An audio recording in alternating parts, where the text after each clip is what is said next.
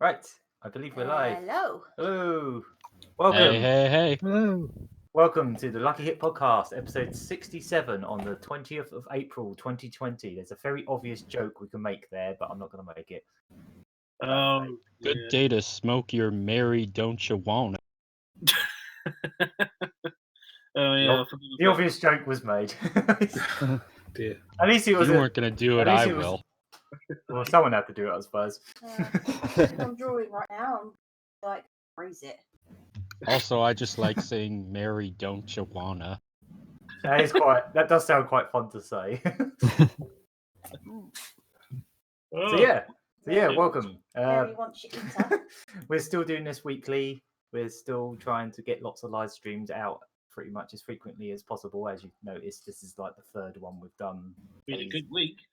Yeah, it's been a really busy week. Productive. Basically, us doing this podcast every week has made me want to make sure there's stuff in between each podcast, so we don't end up with what happened early on with Lucky Hit, where there was like I think 15 podcasts in a row without any like videos in between.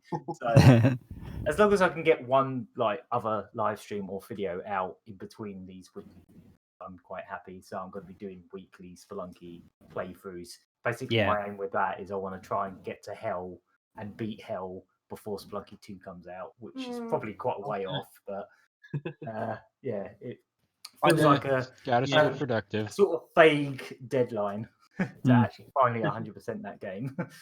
Because I've only ever been to Hell twice, and I died immediately both times. And I think I've only actually beaten Olmec twice as well. So It's really difficult. Well, it's nice to have something ongoing, if you know what I mean. exactly, yeah. And there's quite a few other live stream ideas I want to crack out soon. So yeah, let us introduce ourselves. I'm the Gagaman. I'm Terrier. I'm Murry Curry. I'm Shelved Gamer. I'm Hunk Thunder. And I'm Elk. Just Elk. One word. Like Madonna. I thought we had another person with us. Is he gone? Yeah. Yeah.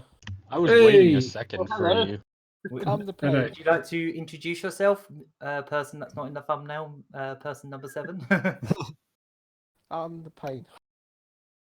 The pain. The page. Is, That's- you might- I thought you said the Pope for a second. No, that's me. That's Yeah, I was going to say, there's only one Yeah. Pope around here. Might need to boost your volume somehow, Pain. Sort of have trouble hearing you there, but we'll see what we can do. If we can. If we can. Oh, there we go. That's, There we No, go. that was that's fine. better. That's fine. Yeah, that's good. It's all good. Excellent. So that's So, fun. We got 7 yeah. people today. That's Yeah, crazy. this is a busy one, and this might even be the most people we've had on this podcast since that one we did on like Boxing Day many years Oh my ago. Yeah. god, that was chaos. That was utter chaos. Everyone, there was like 3 different conversations going on at the same time. Flat the Younger broke a glass that was balanced on his head. Oh, my You were having Murry Curry was having a screaming fit for about 10 minutes in the other room because of said glass being broke on the floor. That was something. It was amazing and terrible at the same time. Yeah, that was. I remember seeing this joke video a long time ago where a bunch of characters, I think it was Bowser, Isabelle, an Inkling from Splatoon, and Banjo-Kazooie, and Olimar were doing a podcast, and they all talk in gibberish, so that's what it sounded like. I imagine That's what that his the podcast podcast was. Yeah, kind of. Yeah, more or less. Just like Animal Crossing. And Banjo-Kazooie. Yeah. Oh, jeez. Yeah, that must have been a cacophony. So yeah, I guess we should start this how we always do with what we've been playing. I'm not sure who wants to go first. Well, I might as well go first, I think. Oh, okay. Yeah. Go ahead. Yeah, so there's 3 major games I've been playing this week. Star Fox 64, Star Fox Zero, and Team Fortress 2. And I'm sure every one of you who keeps their ears to the ground when it comes to game news knows where I'm going with this. But it was right. Yes, I know exactly. Yes, but it was right Specific game. For those who Yes. don't know, it was right after we concluded last week's Lucky Hit podcast when we learned about the tragic passing of a certain Rick May, who, among many other things, was a voice actor for several video games, his most famous roles being the soldier in Team Fortress 2 and Peppy Hare and Andros in Star Fox 64. And like every other cast member of Star Fox 64, he reprised his role for the Wii U's Star Fox Zero. He lost his life at the age of 79 from exactly what you think did him in. The Thing, you know. Yeah. Actually, I'll not be mentioned. Right. Jeez. Okay. Yeah. And sadly, he's not the only video game voice actor that we lost this past week. But I'm not going to go into all of that right now. So basically, that was pretty much the best way I could think of to honor Rick May's memory. Yeah, Nicely done. Makes sense to me. Going back to Star Fox 64 in particular. Yeah, pretty much. Also, it's been a trip to connect my Wii U again and play Star Fox Zero. Oh, okay. Yeah. How do you find that game? Because I remember when I played that at, I think it was at EAG or something like that. And no, not EAG, Eurogamer. Eurogamer, yeah. EGX. And I just remember like the whole dual screen thing being a little bit confusing and like. Yeah. I only played it for like 10 minutes, but. You know what? I like Star Fox Zero, but even I gotta admit the game is kind of a disappointment. It's also one of the worst cases for the benefits of the gamepad with the Wii U. Yeah, I feel like they really dropped the ball in general with that whole concept because there's so much cool stuff they could have done with the two screen thing with the Wii U. But Pretty much. I feel like the minority there because I really like. I do like Star Fox Zero. I think it's a good game. It's just how do I put this? It's wonky. I feel. I guess. Yeah, the controls are not perfect. The controls are such a pain in the ass sometimes. There's one boss in particular who took me over 30 minutes to beat because I was struggling with the controls so much, but at the same time I wasn't struggling enough where I wasn't able to avoid any enemy fire. Yeah. Also, I think the final battle with Andros went exactly like that too. Okay. But yeah, that's I played other things, but I think that's just the most important stuff to talk about to just move everything along. So, how about we all raise our glasses for Rick May? Yeah, cool. Godspeed, you magnificent bastard. Oh, that was good. I've got this. There you go. We got some glasses. There you go. Cookie drinks. Very well. All right, who's next? Good job. I suppose I can go because it's not really going to change from last week all that much. Play a little bit more Subara City. I still haven't been able to get a higher score since the one I got about a week ago, which was okay. Insane. Well, I thought it was insane the one you more posted. than okay. I've been playing that game since January, and you've already more than overtopped what I've pulled off on that game, and I think Stacey as well. What was your top score on that? 107 million. Oh, okay. So not quite your score, but definitely better than mine because I know you've completely trounced mine. I think mine's somewhere in like the 60 million or something like that. Do you remember what it was? I haven't got the 106,000, is that? Or 106 million? Yeah, 106 million, yeah. 106 million. Wow. Yeah, that's basically, I took a screenshot because I was so annoyed. I was so close to having a full screen of level 10s. I was really annoyed about it. And you get to that point where you just get a checkerboard and that's it. You're stuck. Yeah.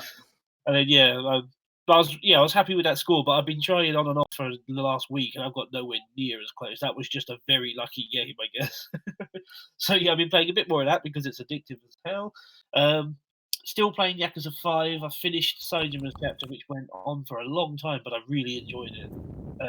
And the fact that you go hunting and you end up punching a bear, that's brilliant. I remember when I was on Saijima's campaign during that game. It took me weeks because I got so enthralled with the whole hunting mini game. Exactly the same here. Yeah. Yeah, it took me forever to just drop the hunting and just go straight to the city and advance the story. That's the problem because the prison took a really long time, didn't it? Like even by full standards, it took a really long time to wrap that chapter. It did. It was good. I liked it, but it was for people that aren't fans of the slower paced story stuff, they might get a bit antsy during that chapter because it does go on. It's the sort of thing I'm not looking forward to doing a second time. I enjoyed it the first time, but going through it again the next time might be a bit irritating. But yeah, and then when I got to the city, that was really fun as well. And I've just gotten to Haruka's part of the story, and I have to say, my God, it's fun. It is loads of fun. Yeah. It turns into like an idle rhythm game thing, and it's really fun. When she does those concerts, it turns into Hatsune Miku Project Diva. It works pretty much exactly the same way. Also by Sega. I actually really liked it. So, oh god. I guess Speaking of which, they just announced Hatsune Miku for the Switch is coming out in the West soon. Hatsune Miku Mega Mix. And Hori are making a £280 controller for it. Wow. Yes. Yeah. Yeah, I like it's basically a big arcade stick-looking thing with giant smacky buttons. Like, it's proper music, basically. But even less. Pretty much. Yeah. You know what? I actually played one of those Project Diva arcade machines before. It was quite the experience. Who's blowing into their microphone? I really like the Hatsune Miku games, actually. I find they're really good rhythm games. I tried the demos of both the PS3 ones a few years back, and I tried the Japanese demo of the Switch one, and I found it a little bit confusing to start with, but it seems all right. I got addicted for a time. One of my favorite things about those games are the Sega remixes in them. And the animations that go with them. There's one for Power Drift, and they've actually recreated the entire game of Power Yeah, they did a whole animation. It's that typical Sega thing where it's like, hey, we've just remade Power Drift in 3D for the background of a Miku song. Yeah. It's like, nothing more. There's a whole game back there. All the cars are driving around. They've got physics, all driving up the ramps and everything. It's like, make that into a game. It was great. There's a game right there. Just take those assets, make a game, done. But it's just in the background for Miku to dance in front of. It's strange. It's not even Miku, actually, or one of the other Vocaloids. It's two of the other Vocaloids. Well, basically, I just love the fact that it changes the whole gameplay up. You still got your health bar, and you still have heat and everything. But you instead of random encounters in the street now, it's just random dance battle. So it's like Space Shuttle 5 as well. Except it's not really random because you just go up to people. You ask them if you want to have. They ask you if you want to have a dance battle, and you can refuse. Yeah. Although it's kind of important that you do them occasionally. Yeah. So I've just started on that, and basically, really enjoying that so far. It's a nice change of pace from the two sort of, very combat-heavy characters. I love all the side jobs. That every character has their own sort of side job. It's called, but it's actually practically a whole game in itself. Like the taxi driving missions, and then the hunting. Like those can be whole experiences on their own. Yeah, they can. But just wait until you get to that point where Haruka has to help that comedian. Oh no! Oh man, yeah. I bet that's easy as pie for Japanese players, but since it's based on a purely Japanese style of stand-up comedy, it's such a pain in the ass to do. I've never been able to pull it off on the PS3. Oh no! Supposedly, the retranslation for the remaster makes it a bit easier, but I wouldn't know how that works yet. Oh, that's cool. They've gone back and tweaked some of the translation. Is it because punchlines that you normally would think are funny to the West are just not funny there and things like that, or?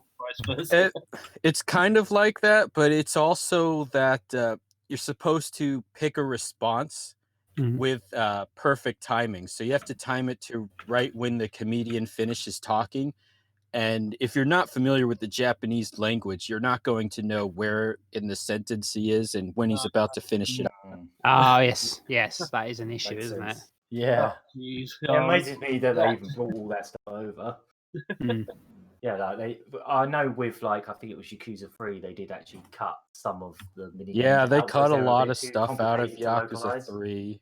I'm not Yeah. sure if They put cut them out back a lot of in stuff out of in that They game. did. They didn't want to do it again because people complained. Yeah, Oh, the yeah, they kicked remasters out. put them back in. Yeah. Oh, I don't nice. think they put everything in though. I think they missed a couple of things. I'm not sure what Oh. they are, but Probably some of the They weird, cut out naughty they stuff. cut out the they cut out the quiz arcade game from the Club Sega because it's mostly questions about Japanese history and Japanese culture that not everyone is going to know. that makes And they also cut out a sub story with this transvestite character Whoa. because it might be seen as offensive today. all Yeah, right. probably.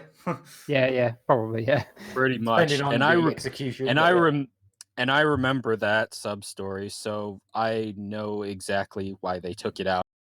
But to fair make enough. up for it, there were several other sub stories that they cut out originally, and they're all back. Huh. Yeah. That's good.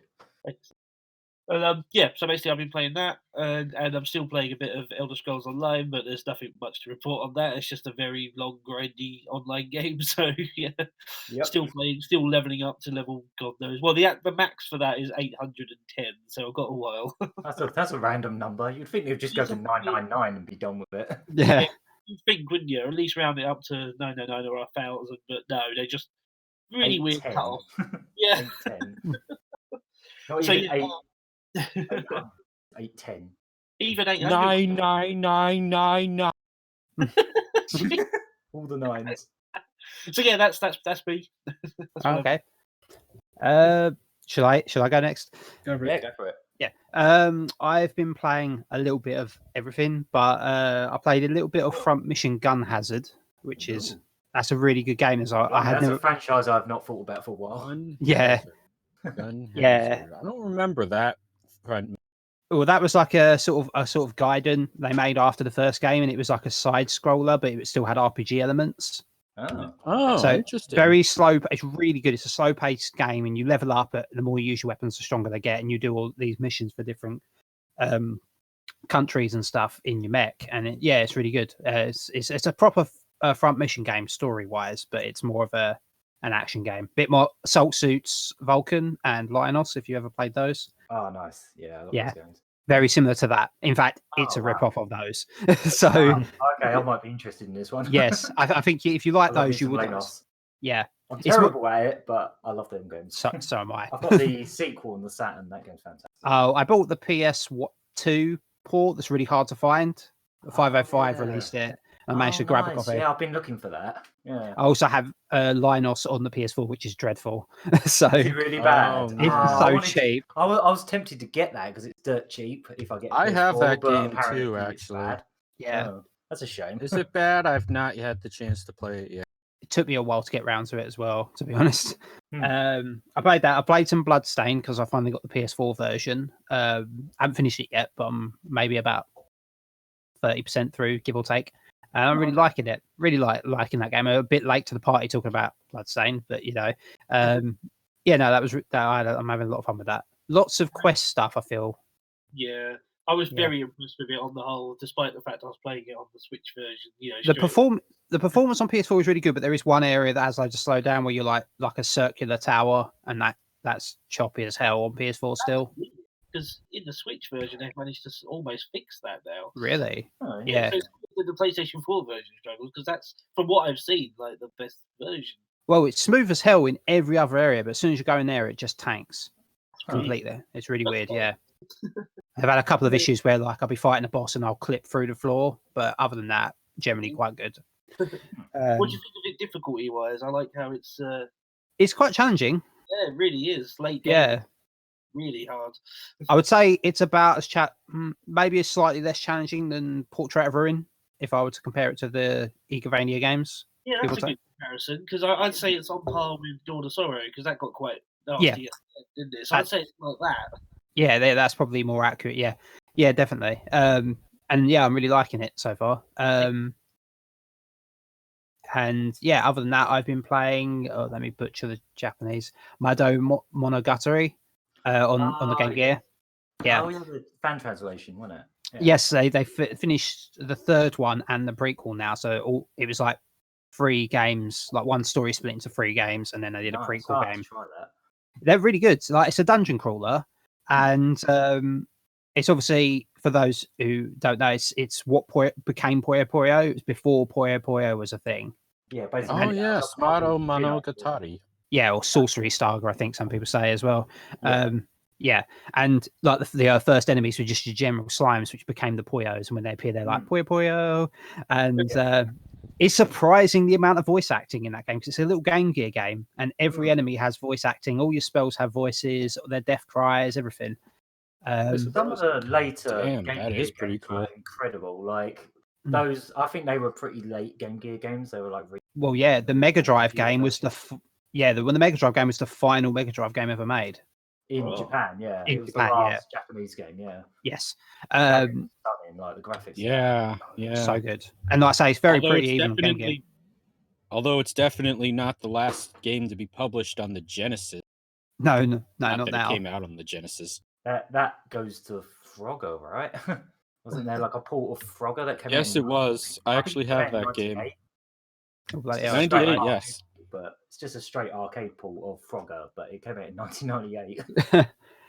I mean, it's really good, but it's got, because it's usually dungeon crawlers are quite tough, aren't they? You know, it's hard to find your way around. This one actually has a built-in minimap, which is kind of good for a game of that era. But what's interesting is in that series, you don't have a HP bar or an MP bar or anything like that. Okay. You have to estimate how hurt you are based on her expression and what her word she says after she's been hit. That would explain why in the Mega Drive one, the character just takes up like half the screen. Yeah, it's the same in the Game like Gear. A really elaborately animated face. Like that makes perfect sense now.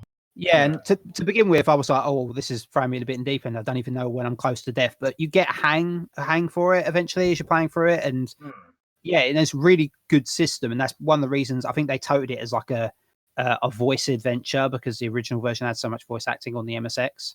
Oh, wow. And apparently they made one on the PC 98 that was like a really, like they non-chibified it, and it's really violent. Yes, I've seen. I did not even know there was a PC 98 version. Yeah, some of the scenes in that version of the game are quite disturbing. There's like there's like toddlers with their faces melting, and well, that made it into the Game Gear version as well. It did, yeah. So yeah, I've been playing that in some other versions, didn't they? Yeah. Well, this one's sort of a mix between the MSX version and the PC 98 version. So it's kind of like a best of both then. Yeah, it might be the best version to play, to be honest, and that's probably why that one got a translation. So I'm halfway through like the second game out of 3, so I'm really enjoying it. I have to go check those out. Yeah, they're really good. Just a reminder, this is the Game Gear version you're talking about. Yes, Game Gear. Yeah. Okay. All 3 are translated, plus the prequel, and the Mega Drive game has also been translated. So. Oh, has it? Oh, yes. I didn't actually know the Mega Drive one had been done. It's fairly recent. That's been finished. Yeah. The soundtrack for that game is absolutely spectacular. Yeah. Some really, really stunning tracks in that. You definitely tell that was like late ends Japanese developers really sussing out the Mega Drive sound. Oh yeah, they really mastered it by that point. Yeah. So yeah, that's all I've been really playing at the moment, to be honest. Okay. That's like quite a lot, to be honest. Yeah. Quite a juggle. Yeah. Cool. So I might as well do mine. It's only been 2. First, obviously, being Animal Crossing, because I'm absolutely obsessed with it at the moment still. And the other, and this is like just as it happens as we're on air right now, Neon Knights, the arcade just down the road from me. Like he did do a video for it quite a while ago, and go and check that video out. They're holding isolation tournaments for the time being. And like you send your schools in or something. Yeah, basically they've had what was the first game? I'm trying to remember now. I know Streets of Rage 2 was week 2. Oh, okay. Yeah. current Donkey Kong one's was Sonic 1, isn't it? Yeah. Yeah. And guess what? I won the Sonic one. Wow. I Nice. actually won it. Oh, Was it like a nice job. Yeah, it's basically Green Hill Zone 1. fastest H1, time on right? that? Yeah. Yeah, fastest time on that, because basically we had like a public holiday this gone Monday, so everything was like pushed back, so they had to do something quick. And yeah, at the time with 26 seconds, That's not bad. Oh, 26, that's good, I yeah. don't think I've That's ever really beaten good. that time. Isn't that the best you can actually get? I've seen, well, before I participated, I looked at like YouTube videos of like the world record, like the speedrun record, and that was 24 seconds. So I'm only wow. So I'm only 2 seconds off, but I know I've managed about there you go. maybe 29, 30 at best, I think, in the past, but yeah. yeah. And on must have been like Wednesday night, like had like practice on Tuesday just to see how I go.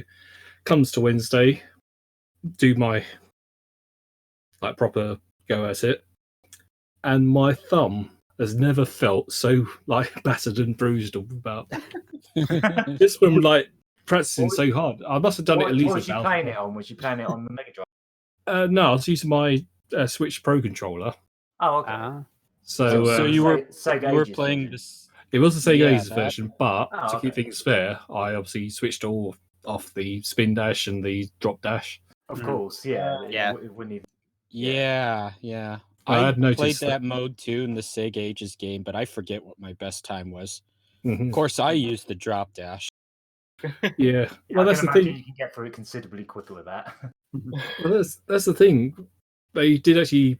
Neon Knights, Dave and Ali, if you're watching, hey, they actually said like, could you please not use emulators or any unofficial versions of Sonic, just so that it gives everyone a fair chance. And I'll still come out on top. So plus, I wonder how they got around the whole the 50 hertz versus Yeah, I was just 60 hertz thinking that. versions of that.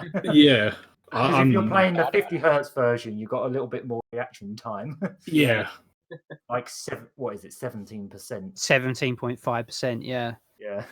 yeah. You've got a slight advantage if you play it in 50 hertz. That's probably why one of the many reasons why Sonic was so popular in the UK is because it was ever so slightly slower and we were ever so slightly better at it. Yes. Not to mention, there's I wouldn't know if they'd want you to play the Japanese version over the North American version if you had to be in 60 hertz.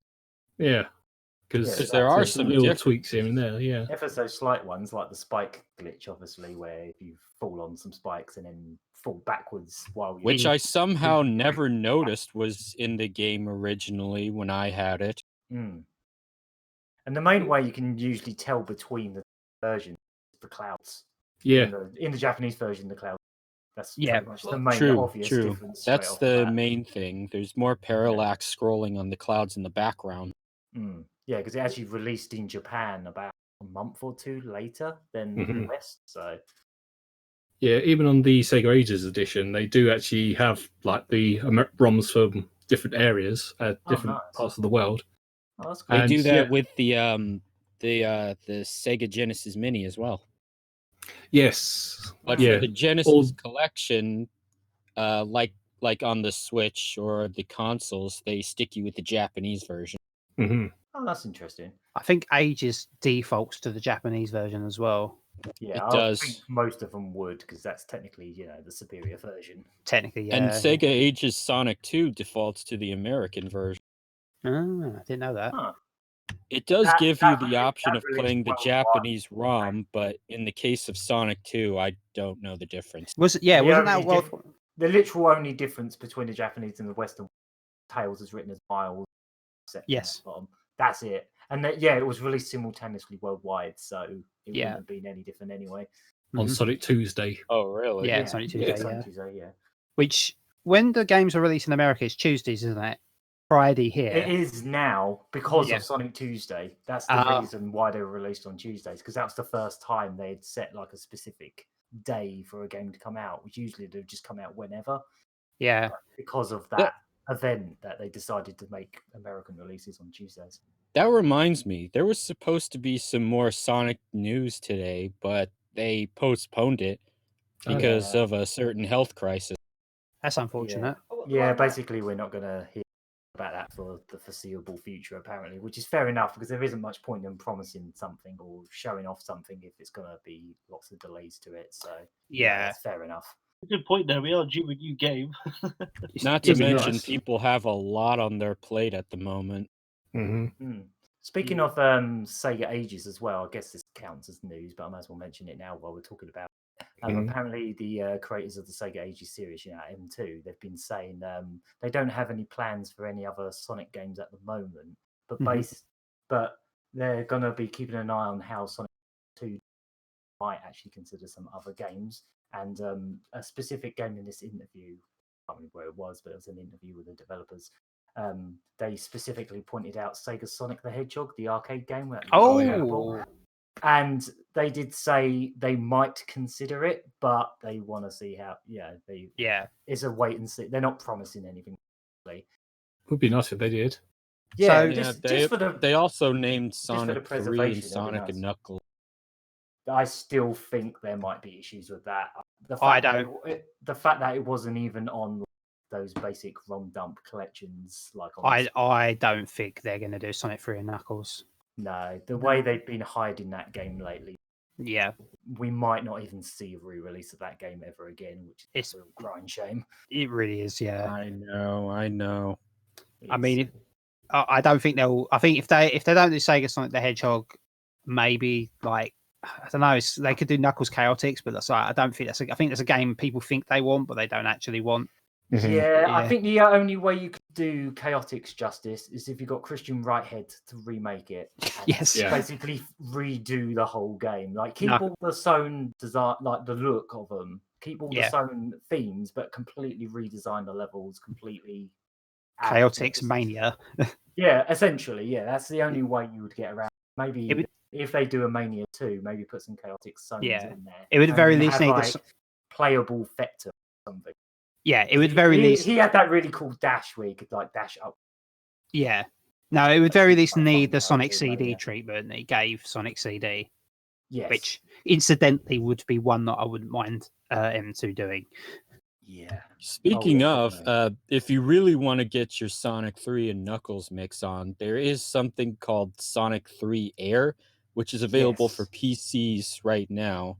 I was playing it a while ago. It's pretty much the closest thing to a Christian Whitehead Sonic 3 and Knuckles remake that is available at the moment.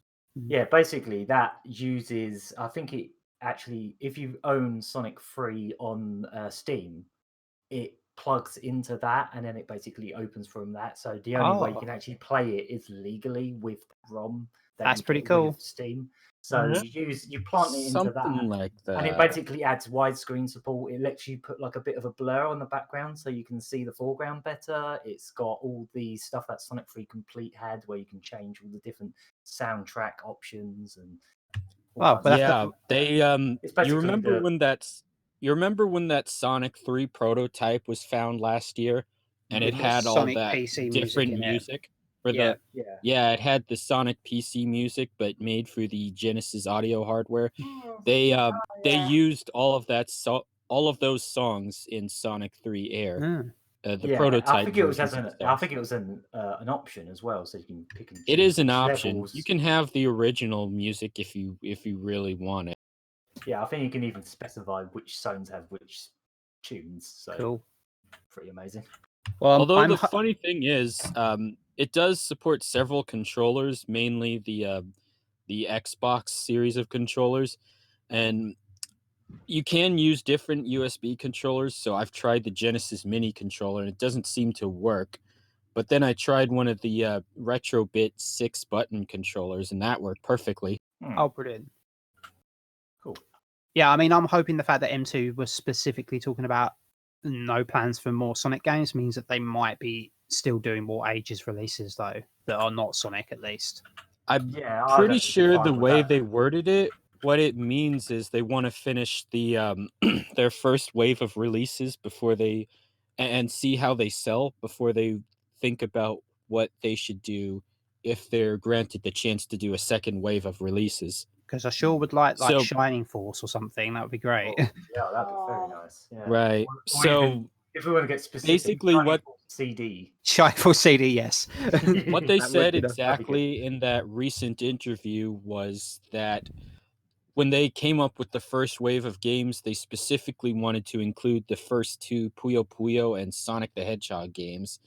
And they're judging from the sales of those 4 specific games in particular if they're going to do more Sega Ages releases of later Sonic and Puyo Puyo games. Well, judging like to by the eShop charts, I think the Sonic ones have been doing pretty darn well because they seem to be charting even when they're full price almost consistently, at least in the UK. So Yeah, I mean, I don't know how well. I mean, yeah, it's Sonic. It's Exactly, they're gonna usually sell the by first thing you default. think of.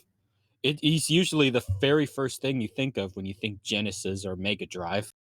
I mean, I worry a little bit Puyo Puyo because I wonder if people who own Puyo Puyo Tetris can justify it. Yeah, I've heard and that you can also get Puyo Puyo Champions as which has Yeah, a Puyo 2 Puyo mode in it. Champions as well, Yeah. which And essentially you can play has Puyo all the. Puyo 2 SNES Online as well. Yes, That's yeah. true. They got free. the Super Famicom version of that game. Yeah. Which is almost arguably a better version of that game. in some Yeah. ways. And Puyo Puyo Champions has the Puyo Puyo 2 rules, along Yeah, with exactly. the Puyo Puyo Fever rules, So along with several other options. It's a Mhm. more modernized game. it's pretty hard to much. justify, even though I purchased them because, of course, I did. Yeah, But, so in that sense, Puyo Puyo 2 Sega Ages only really exists as a curiosity. I mean, If it you has. really want to see what the old arcade game was like. It does have some stuff like it has colorblind mode, which is nice That's for. fantastic. Yeah. It does have that More too, games sure. Yeah. More games should do that, especially Yeah. custom games. Every game should do that, basically. Sega Ages should be a columns law at too this should have point. had Yeah. that. Yeah. Mm. The netcodes are pretty trash, but Who's playing yeah. that online anyway? yeah. And It'd be so nice yeah, if they did, but yeah, you know. it's dead. It was dead at launch, But if they do Sun, that'd be great, or Sun, however it's supposed to be Yeah. pronounced. So yeah, which incidentally just got a translation. So Oh, did it? yes, Wow, they've been really busy with like Puyo Puyo. yeah, Puyo Puyo. I'm really behind. I've been keeping an eye on translation stuff for a while. I have to get catch up on that. Yeah. stuff. Up with it, I yeah, actually maybe have- I should play some of those on a Mega Drive stream or something. yeah, I yeah. actually have the Nintendo 64 version of Puyo Puyo Sun, which Oh, nice. That's itself just got a fan translation. Oh, is Yes. it that version? It was just that version. Yeah, wasn't it's just the Yes. Nintendo 64 version. Well, I'm not also, aware if any there- other why that version has one. Also, there's a PC version that got a translation. it? Oh, was it like a a really old- Windows 95 version or something? Yeah, something like that. Yeah, but yeah, there's Ah, footage of line of okay. people who paid that translated as well. Was that everything you played, Hunk Thunder, or? Oop. I know we went very, very off. Yeah, tangent for a yeah. bit there, but- Yeah. Yeah. Still with us? Did we I lose think him? he's muted. Oh, hang on. Whoops. Where'd you go? Oh, he's gone. Uh-oh. Oh, I think we might have a technical difficulty going on here. we lost Andrew. The Lucky Hit podcast. Sorry, I'm here. I just Oh, hello. Oh, I sneaked out just in doing this stuff. we were going so off. We went so off tangent during part of being playing that you went off. Oh, Yeah, well, you I had me needed to worried go. for a sec. I kind of forgot to have my usual break before the podcast, Oh, fair enough. so yeah, I took care of business. We managed to turn Sonic the Hedgehog 1 into talking about Puyo Puyo again. Yeah. Somehow. We just went in all kinds of directions. Oh dear. So, was there anything else you I played? already forgot what we were talking about. Yeah, those are the only 2 games: Animal Crossing and Sonic the Hedgehog. So yeah, thanks Oh, to cool. everyone at Neon Knights for putting on the tournament and making me win, basically. Making you win. Make Yeah. it, make it- Making me win. I mean, you made yourself win by winning. Yeah. But yeah, You cheated. Right, so I guess I'll go into what I've been playing outside of Asphalt 9 because I'm always playing that. I've been playing quite a bit of because I ever since the lockdown I decided to start ploughing through some of my DVD backlog, and I've realised I haven't actually watched the entirety of the original Dragon Ball yet. So I finally finished it last night, I believe. I got through all 5 box sets. It was a lot of hours of Dragon Ball, and because I've been playing that, watching through those. Decided to go back to Dragon Ball FighterZ or Dragon Ball FighterZ or whatever they call it. I only actually put about 5 hours into it previously, and I've just been going through the story mode at the moment, which is kind of nonsense, really. It is really The nonsense. plot is so dumb. The plot is so dumb. It's just like some character that I presume is supposed to be you has their soul has been transported into Goku's body, and he's like talking to you through his body or something, and then like the soul that I guess is you is like, oh, these characters have all been like weakened or strengthened, so they're all conveniently balanced. It's a very dumb story. And then of course you've got this OC character who's like Android 21, who is both an android and a boo, I think. Yes, because she's pink and she eats turns people into candy and eats them. And very much makes a fetish out of it. Yeah, it's four as F, but the plot's I've seen so much amazing art of her. Amazing art. Amazing. I'm not even gonna ask. I've seen over 9,000 drawings. You counted until that meme was I counted all of them. All right. So I've been mainly playing through the because you can pick like whatever 3 characters are on your team at a time. I've been mostly playing characters that was specifically in Dragon Ball, like Tien and even Yamcha's actually quite good in Dragon Ball. But Yamcha's really good in Dragon Ball FighterZ. I know, it's ridiculous, isn't it? You think of him as a joke character. But his moveset is actually really fun in that game. Yeah, he's actually got a really fun moveset. It's actually quite unique compared to most of the other characters that just Kamehameha. He's actually got a few. He's actually quite a beatdown character, isn't he? Through a lot of his attacks that he had in Dragon Ball that he got a chance to use in Z, and they've actually made quite a fun character out of him. And I think Tien's become one of my favourites, actually. Really? I don't know why. It's just something about that character. I really liked him in Dragon Ball. I thought he was really fun in Dragon Ball. His story arc in that was. Yeah, he was really good in Dragon Ball. He had loads of like development in Dragon Ball. That's one of the reasons I like Dragon Ball is because a lot of characters actually got some screen time, whereas Z a lot of them got pushed on the wayside very quickly. Yeah, they pretty much became useless immediately. But there was quite a power imbalance in Dragon Ball Z. I just kind of feel like quite a lot of these characters that before watching this I didn't really have a lot of context for, like Chaozu and stuff. It's like all I knew about Chaozu is he blew up and died, and that was all I knew. But now I've watched Dragon Ball, I have more context for who he is.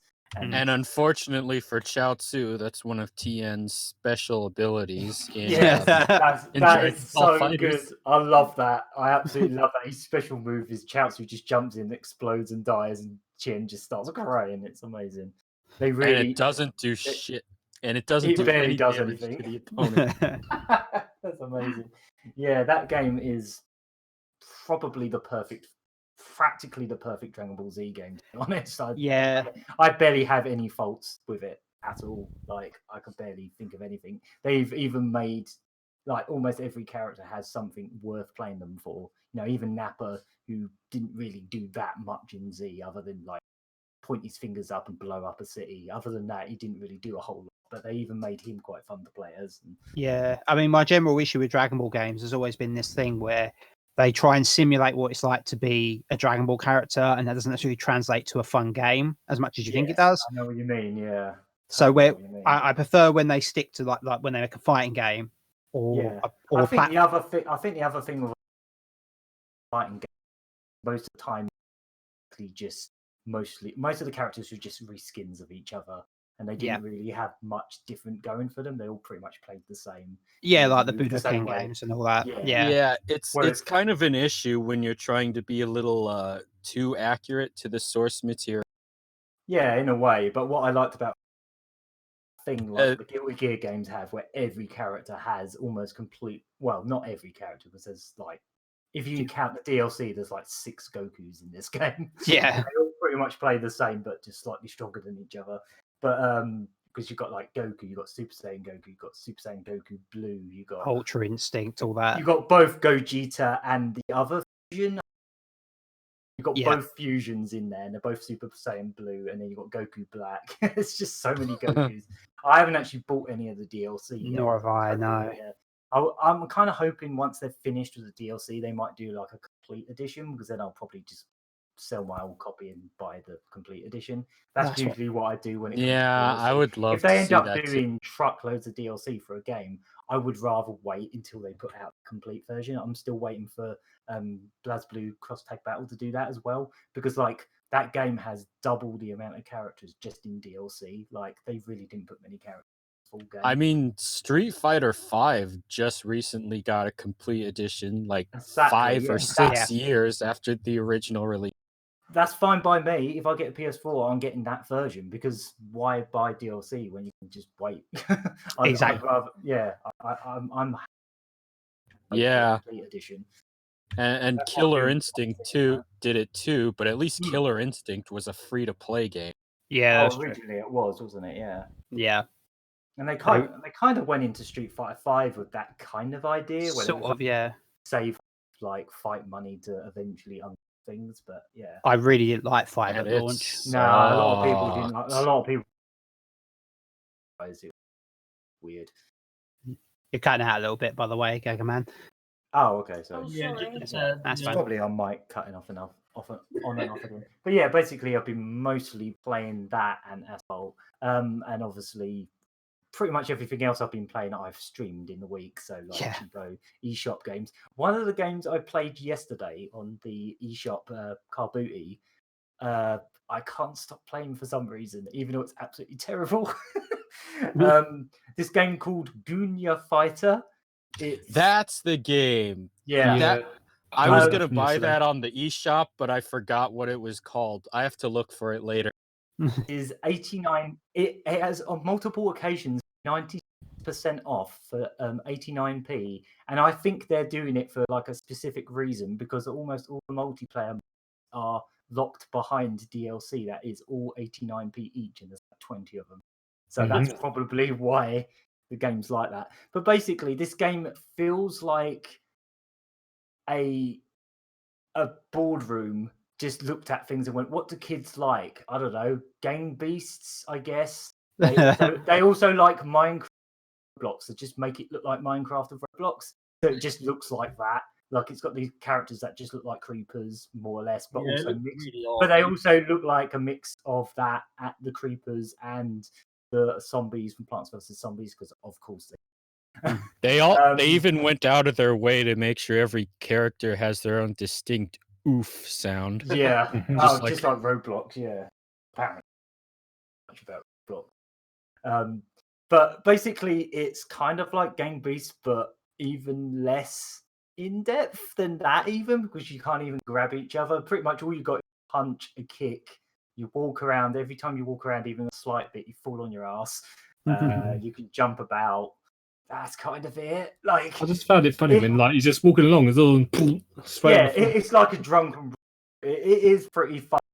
Get kind of old quick, but at the same time, I in it because like the story mode. I don't know why. I just keep I kept going back to it today. I don't even know why, because it's complete garbage. It just feels like one of those like simple 2000 games you'd get on the PlayStation 2, and there have been plenty of those kind of games like Street Boys that I really legitimately got into, even complete garbage, and this kind of feels like one of those. I'm not sure why. So yeah, that's mostly what I've been playing. Actually, that's a perfect game to play if you're smoking your weed today. Yeah, if you want to feel like cement. Feel like cement. There we go. That's the title right there. So, do you want to go into what you've been playing, Judy? Well, it's mainly just been Pokemon getting Subara City. Yeah. Oh, yes. I didn't even go into that because What was that Subara game after Pokemon? You were cutting out when you said it. Oh, so yeah, Subara Subara City. City. Yeah. Ah, yes. Though, as far as Pokemon's concerned, I've gotten back into Pokemon Blue on the Virtual Console. Oh, okay. So, the main reason I've gone back to that is so I can use Poke Transporter to fill up at the Ultra Moon Living Dex. Oh, I yeah. should you can really actually get transfer those stuff from the Virtual Console Console copy, games. can't you? Yeah. That's really cool though that they actually put that in the Yeah, Virtual Console version. It's all the Virtual Console, red, blue, yellow, and then also gold, silver, and crystal. And I think it's compatible with black and white as well. Didn't you start playing that recently as well? I sort of did, yeah. Yeah, you'd be basically just working through your backlog of Pokemon games that you've had for a while. I've the ones that I picked up a long time ago, and I just got round to not playing them. And now you've got Sword on the way as well, haven't you? Yep. In the post with your birthday money. So even more Pokemon on the way. In fact, you're actually considering doing some live streams for that, aren't you? Oh, when we get older than Sword, yes. Yeah, that should be Cool. cool. Yeah, so some Pokemon content on its way on Lucky Hit soon. Anything else you want to talk about? Or That's about it, really. fair enough. Pokemon and yeah, I guess I should have probably mentioned Subara. We were playing it briefly on that eShop stream, and then Murry Curry proceeded to thrash me at it within 24 hours. I was like, oh, I need to get back into this again. Try and get. I do better like at this. I do like having the Lucky Hit high school rivalry going on.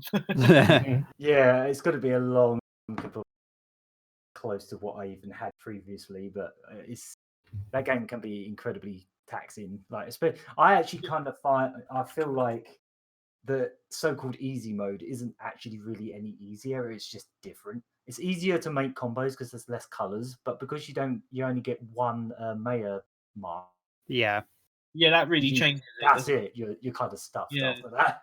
So what's really cool about normal mode is, when you build the big buildings, you get quite a lot of Maya marks for doing it. You do, yeah. You get like 5 or sometimes even 10. And that's what really makes the difference. So yeah, I do need to put on normal mode definitely has more depth to it in that respect. I kind of wish there was some kind of like other mode that's like easy mode, but it gives you the Maya marks as well, or normal mode, but it only gives you one Maya mark. Something like that. I think there are some unlocks you can only get if you're playing normal mode as well. Yeah. I'm not sure about because that. you need I think it's thing where it says like you need this many buildings, but also 9 Maya marks. I think. Yeah. Yeah, you could be right actually. Yeah, so you might be right on that, because as far as I know, all the birds and the other little characters. Oh yeah, all those can be done normally. They unlock it in easy mode, but yeah, just the skins. I think they call it casual, but it really isn't casual. It's still hard. It's just different mode. Yeah. So is that everyone? Yeah, I think we still have the pain, or don't know. Where's the pain been this whole time? Sitting here quietly. Oh, okay. And join in whenever you want. Time to bring the pain. This is a podcast. I know, but I'm quiet. So you say. Well, that's what she said last night. I've only actually been playing one game at the moment. Oh, okay. Because the other two I'm waiting for in the post. Oh, okay. What game have you been playing? Is it Resi 3 and Final Fantasy 7? Yes. Oh, nice. Oh, nice. Resident Evil 7 got dispatched today. I got an email. Oh, cool. Sweet. Yeah, what have you been playing while you've been waiting for those? Just Grand Theft Auto Online. Oh, okay. Do you know I haven't So actually not- done that this week. Lies. I really haven't. I mean, I it's can't kind of a juggle. tradition. It needs to be a tradition. It's practically a tradition that you've played it at some point every podcast. But now we're doing them weekly. I suppose it's not going to be the case. Well, the main problem at the moment is I really can't juggle two massive online games at the same time. It's just Yeah, that checks out. Who could? no, I don't see how anyone could do it. Especially since ESO requires me to do like daily stuff, and that can usually take about 40 minutes to an hour just to get through. Yeah, I mean that's my main reason I play Asphalt 9 is I think I spend probably 20 to 30 minutes every day on the daily stuff as well. You know the grind. Yeah, pretty much. So you're still playing GTA at the moment, then? Because last time I spoke to you about it, you said you got quite a bit of money stocked up. I did have until I spent it upgrading the arcades. You know it. Oh, that was that Yes. mode you were telling us about last week or the week before. Yeah, a couple of weeks ago. Yeah, I've still got to show you some of the how like knockoffs they are. Yeah, oh yeah, I need to look. Like the Outrun one, that is brilliant. I'll have to check that out. Yeah. So you've got every machine because I've still got a couple to go. Yeah, I've got all machines. The only things I've got to do now is do the actual arcade upgrade itself. The renovations. Yes, that'd be the word. Yeah, it's that is a huge money sink, isn't it? About 3 million or just under. Just for context, 1 million is not an easy amount to come by in GTA Online. It takes if you sort of know what you're doing, you can do 1 million on like a whole night's worth of playing, basically. Non-stop. About Non-stop. 3 basically. to 4 hours, I think, wasn't it? Or 2 hours. If you're really on it, yeah, we've got a system, haven't we? Me and Shane, we've got a way of kicking everyone else out of the lobby. Yeah. Just So us they two. can't nick anything. Yeah, and then we I think I've been round yours when you're doing those like. Yes, I think you have. Yeah. Yeah. And then what we do is we just alternate between these things called VIP missions, which are just like these. When you haven't got people harassing you, they're quite easy to do. We do one called Sightseer, where you just go and pick up a load of packages. It takes like 5-10 minutes, and then you get about 20 grand doing that. And then we go on to that, and it's got a cooldown, so you can't just keep doing it. So it's got like a cooldown of about 20 minutes or something. And then in that time, we do other jobs that are similar, and they've all got their own cooldown. So we have this ridiculous system that we've managed to work out over the last, 6 years of playing this game. Yeah. And we just really optimized our time. And then like what they tend to do is pretty much every other week, one of these tasks that we do ends up having like double payout. So we focus more on that particular. Oh, okay. We need to do another session of that, don't we? I might even live stream actually. Yeah. Yeah, Oh, that'd be we cool. have tried to live stream it once before. Yeah, but it's because it was on Xbox. It's through Mixer, and I'm not really a big fan of Mixer. And plus, I can't really, get lucky hit onto that because it's a whole different platform. Yeah, we'll have to figure out the logistics and all that stuff because we tend to do all our live streams currently exclusively on YouTube, but I am considering getting into the whole, having it on Twitch as well and stuff like that. Yeah. I've just found YouTube's just really easy to set up and just get going and not have to worry about like all the different streams and stuff. But I'll look into it. Yeah. I still want to do some PS4 streams, and That'd be cool. I'm thinking of starting that probably this week actually. But the only problem is because of the way it works on the PlayStation, I don't think you can sort of set up like we do with the podcast here. We set it up, don't we, like a week in advance. I don't do that for PS4. I think it's just basically you just go when you're ready. So that could be a bit of a shame really, because obviously just jumping straight online, you're not going to have a chance to publicize it or anything. Yeah, exactly. Okay, that's why I keep saying I got to look into it, but I don't think there's any real way around that. Fair enough. So there might be some streams, or I'll have to talk about when we could do them, and and obviously we won't really be able to come up with thumbnails until all the videos are done and stuff. So I don't know. We can easily put the thumbnails. Yeah, but I'll definitely think about that. But that's PS4. but in terms of Xbox, it seems like they're just trying to, crowbar you into going through Mixer, really. Because I don't know if I've noticed that. That's kind of like who they're in cahoots with, I suppose. Yeah, they sort of sprung on you into that, didn't they? They're like, oh, if you want to, it's nice and easy, just use a system. Pretty much, yeah. System, So yeah, I mean, I might just do some Mixer stuff, but that's just to be general. But I would like to do something for the channel. There is a load of stuff I want to play on the PS4 for the channel, and over now I can just see things like me and 5C and Prince can struggle our way through Overcooked 1 and 2. Oh, that'd be amazing. I'd love to watch that. We haven't got Stardew on PS4 yet, but that's definitely something I want to get. You can pick that up for nothing. Well, really cheap. Yeah, like retail copy, don't you? Yeah. Apparently they are planning a retail Switch copy for the near future as well. So that's cool. Yeah, I heard about that. Yeah, I'll be on that. Yeah. I'd still like to do a Wonder Boy 3 speedrun at some point as well.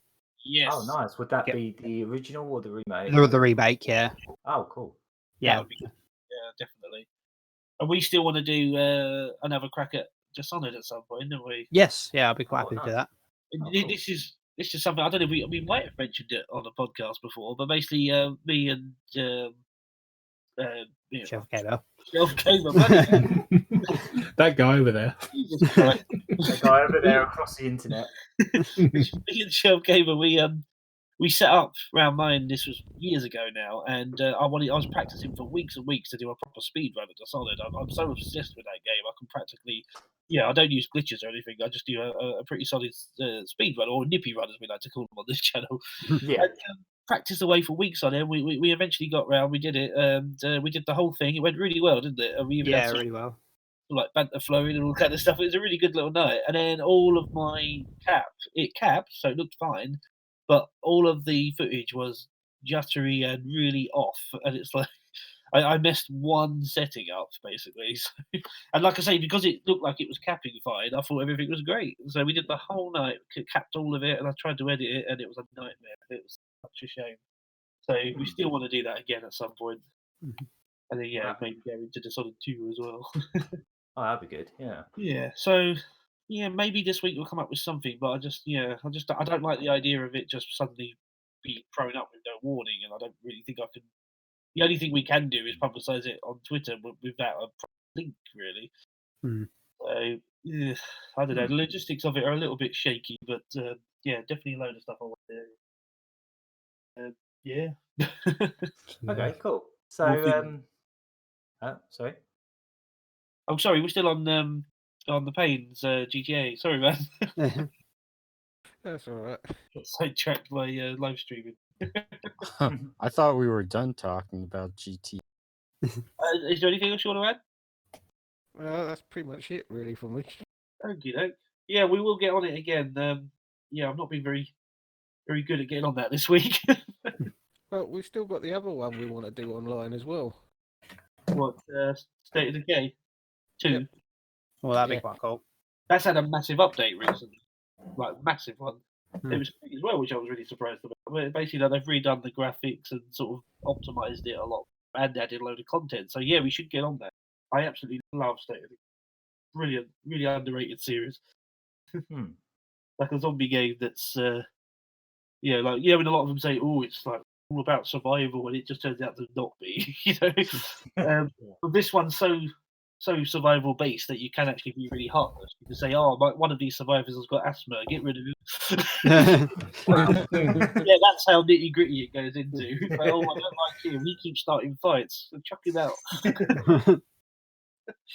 Really good. Like really stat based. Definitely check it out if you do like zombie games, because obviously they've been oversaturated, haven't they? Just a wee bit. Just a tad. So we will get on that as well. Yeah, I think I've completed. So I guess we should move on to the news. What's in the news? So I guess this is kind of old news-ish, but I figured. So there's an old arcade company called Jaleco. They made mostly I mostly. think- Am I cutting off? Out again. Yeah, a little bit. Oh, sorry. Yeah. Is it this? Are we both cutting out? Well, we will be because we're on the same mic. I'll just disconnect and reconnect. Yeah.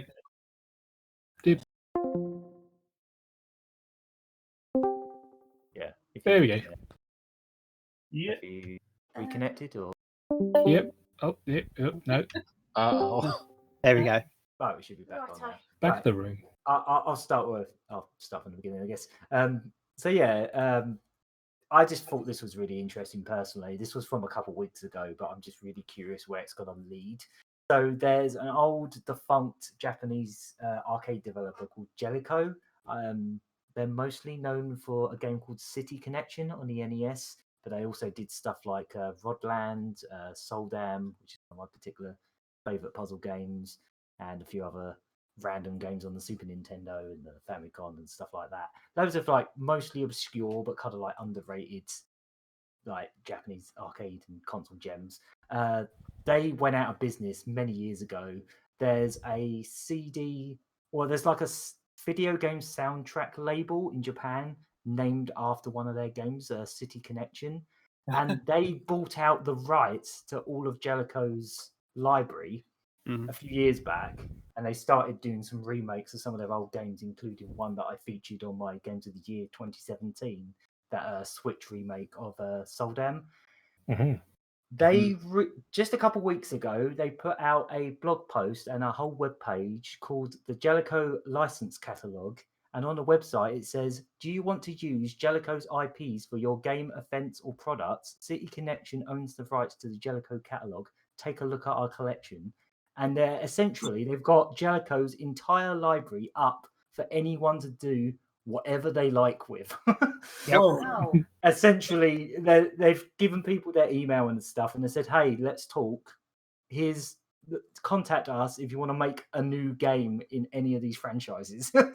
Wow. It's a good way to go about business, really. It's basically their entire library, I think. I mean, I've got the page up, so I'll just have a read of some of the games they have on here. Most of them, I doubt many people have heard of, but there might be a couple in there you might have heard of. So we've got we've got 64th Street, a detective story. We've got Formation Z. We've got Argus. We've got Avenging Spirit or Phantasm, which was on, I think it was in arcade.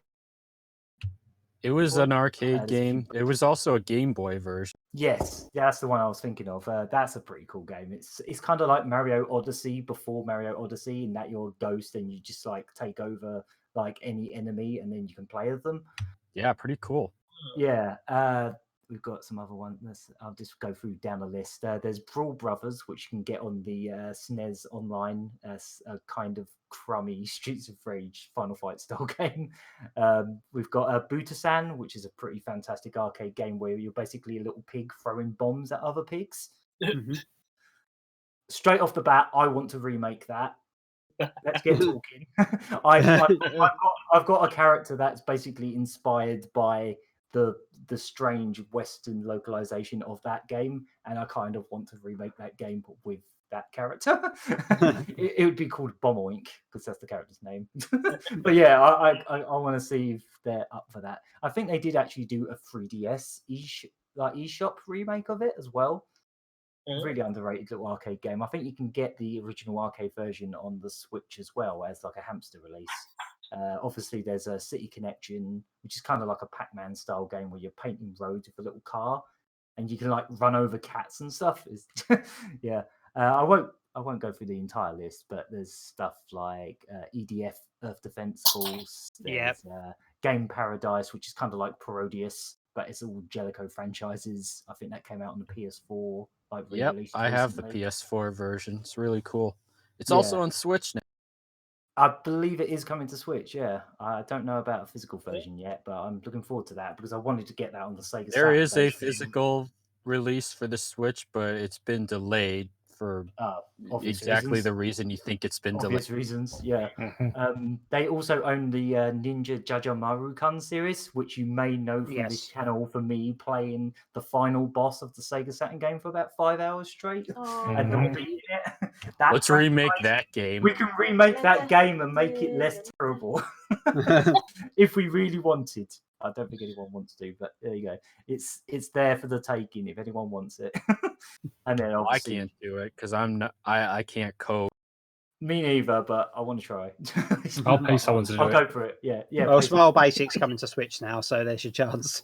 Oh yeah. They have actually done a collection of Jajomaru. I think it's like a physical collection in Japan. It's like the whole series. It's just like a really old 80s arcade ninja game. That's pretty much what I know about it. Yeah. The sprite in it's pretty cute. Isn't that one of the hamster releases? I think it is, yeah. Quite a lot of these games have been released. Yeah, pretty sure there's at least one or two. arcade Yeah. archives. They also made it Tough Enough on the Super Nintendo. So there you go. You can have Tough Enough. Or Also, Dead if you Drive, haven't- if you prefer. If you've got an online Switch subscription, you can play City Connection on the NES, can't you? Yes. You can, and the SNES collection currently includes Brawl Brothers and Super Earth Defense Force. Yeah, I actually quite like EDF. It's actually got quite a unique weapon system in it. Like you can mix up the weapons in pretty cool ways. It's all right. Yeah, it's not too bad. It's Also, a few years ago, Retrobit made a special Super Nintendo cartridge, which is still available for purchase, called the Jaleco Brawlers Pack. And I actually have this. It includes Rival Turf, Brawl Brothers, the Peacekeepers, and Tough Enough. Funnily enough, they actually use that thing you're talking about as one of their examples of their products being like Licensed out. Yeah. So there you go. Nice. But yeah, I just think this is really cool. Like they've just put a list of all the games and they're just saying there are more titles in our catalogue, so contact us if you can't find what you're looking for. Please contact us. And then it's just a contact us button, and it's just like, hey, do you want to do something? Something Konami could do, really. I think a lot of companies could do. Oh, I wish. There's so much like potential here. So I don't know how many of these games anyone here knows, but if you can think of an indie developer or some kind of developer who would perfectly suit it remaking or doing a new installment in any of these obscure franchises. Yeah. I'm actually tempted to make like a comic based on, say, City Connection or Tough Enough and try and get the actual license for it. That would be amazing. I can definitely see like webcomics happening with this thing at the very least if they're up for it. But I know I think it was the programmer of Freedom Planet, when they saw the news, they were specifically pointing out Rodland and being like, yes, I want to remake this. And I'm just sitting there going, yes, you should remake this, please. Yeah, I'd be all love for that it. game. That game's fantastic. It's basically a bubble style game with like fairy characters, but you basically have a wand and you just beat the absolute snot out of enemies. You smash them back and forth like Bam Bam, and then you turn them into rockets and blow them up against the wall. It's great. I had it on the Amiga mainly. That was one of the only good ports of it, really. There was a NES version, but it wasn't very good. I keep hoping they'll do it as a hamster arcade archive, but they've yet to do it. But yeah, a remake of that would be very much welcome if they're up for it. If anyone's up for it.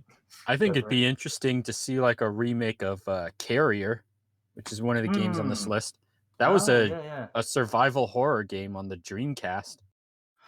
Oh, it is that. Oh yeah, you're right. Yeah, 2000. that game's on the list too. Terrier. Wow. Okay, that's a game. That is not a good game. I didn't even know that was made by Jaleco. How is it?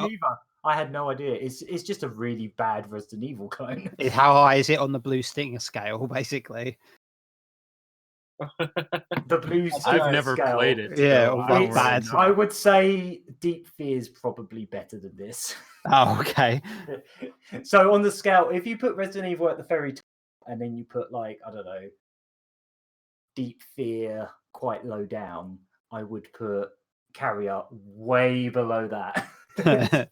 In terms of like Resident Evil style games, it's dreadful. I doubt it's much worse than that Ring game on the Dreamcast. Oh no, that's even worse. That's even worse. There was some at least like Illbleed had like, that game was pretty bad as well, but at least that had unique stuff going for it. But yeah, I'd put that higher than maybe Deep Fear. I don't know. I haven't fully played that, but yeah. Hmm. But the whole point of, because we've been getting a lot of remakes of like classic games. The thing with classic games is they don't really need remaking unless you're going to do them a completely different way like that. That's the paradox, isn't it? Yes, but if people want to remake games that were pretty bad and make them good, Yeah. I think that's even better than remaking something that's already a classic and already guaranteed to be a success.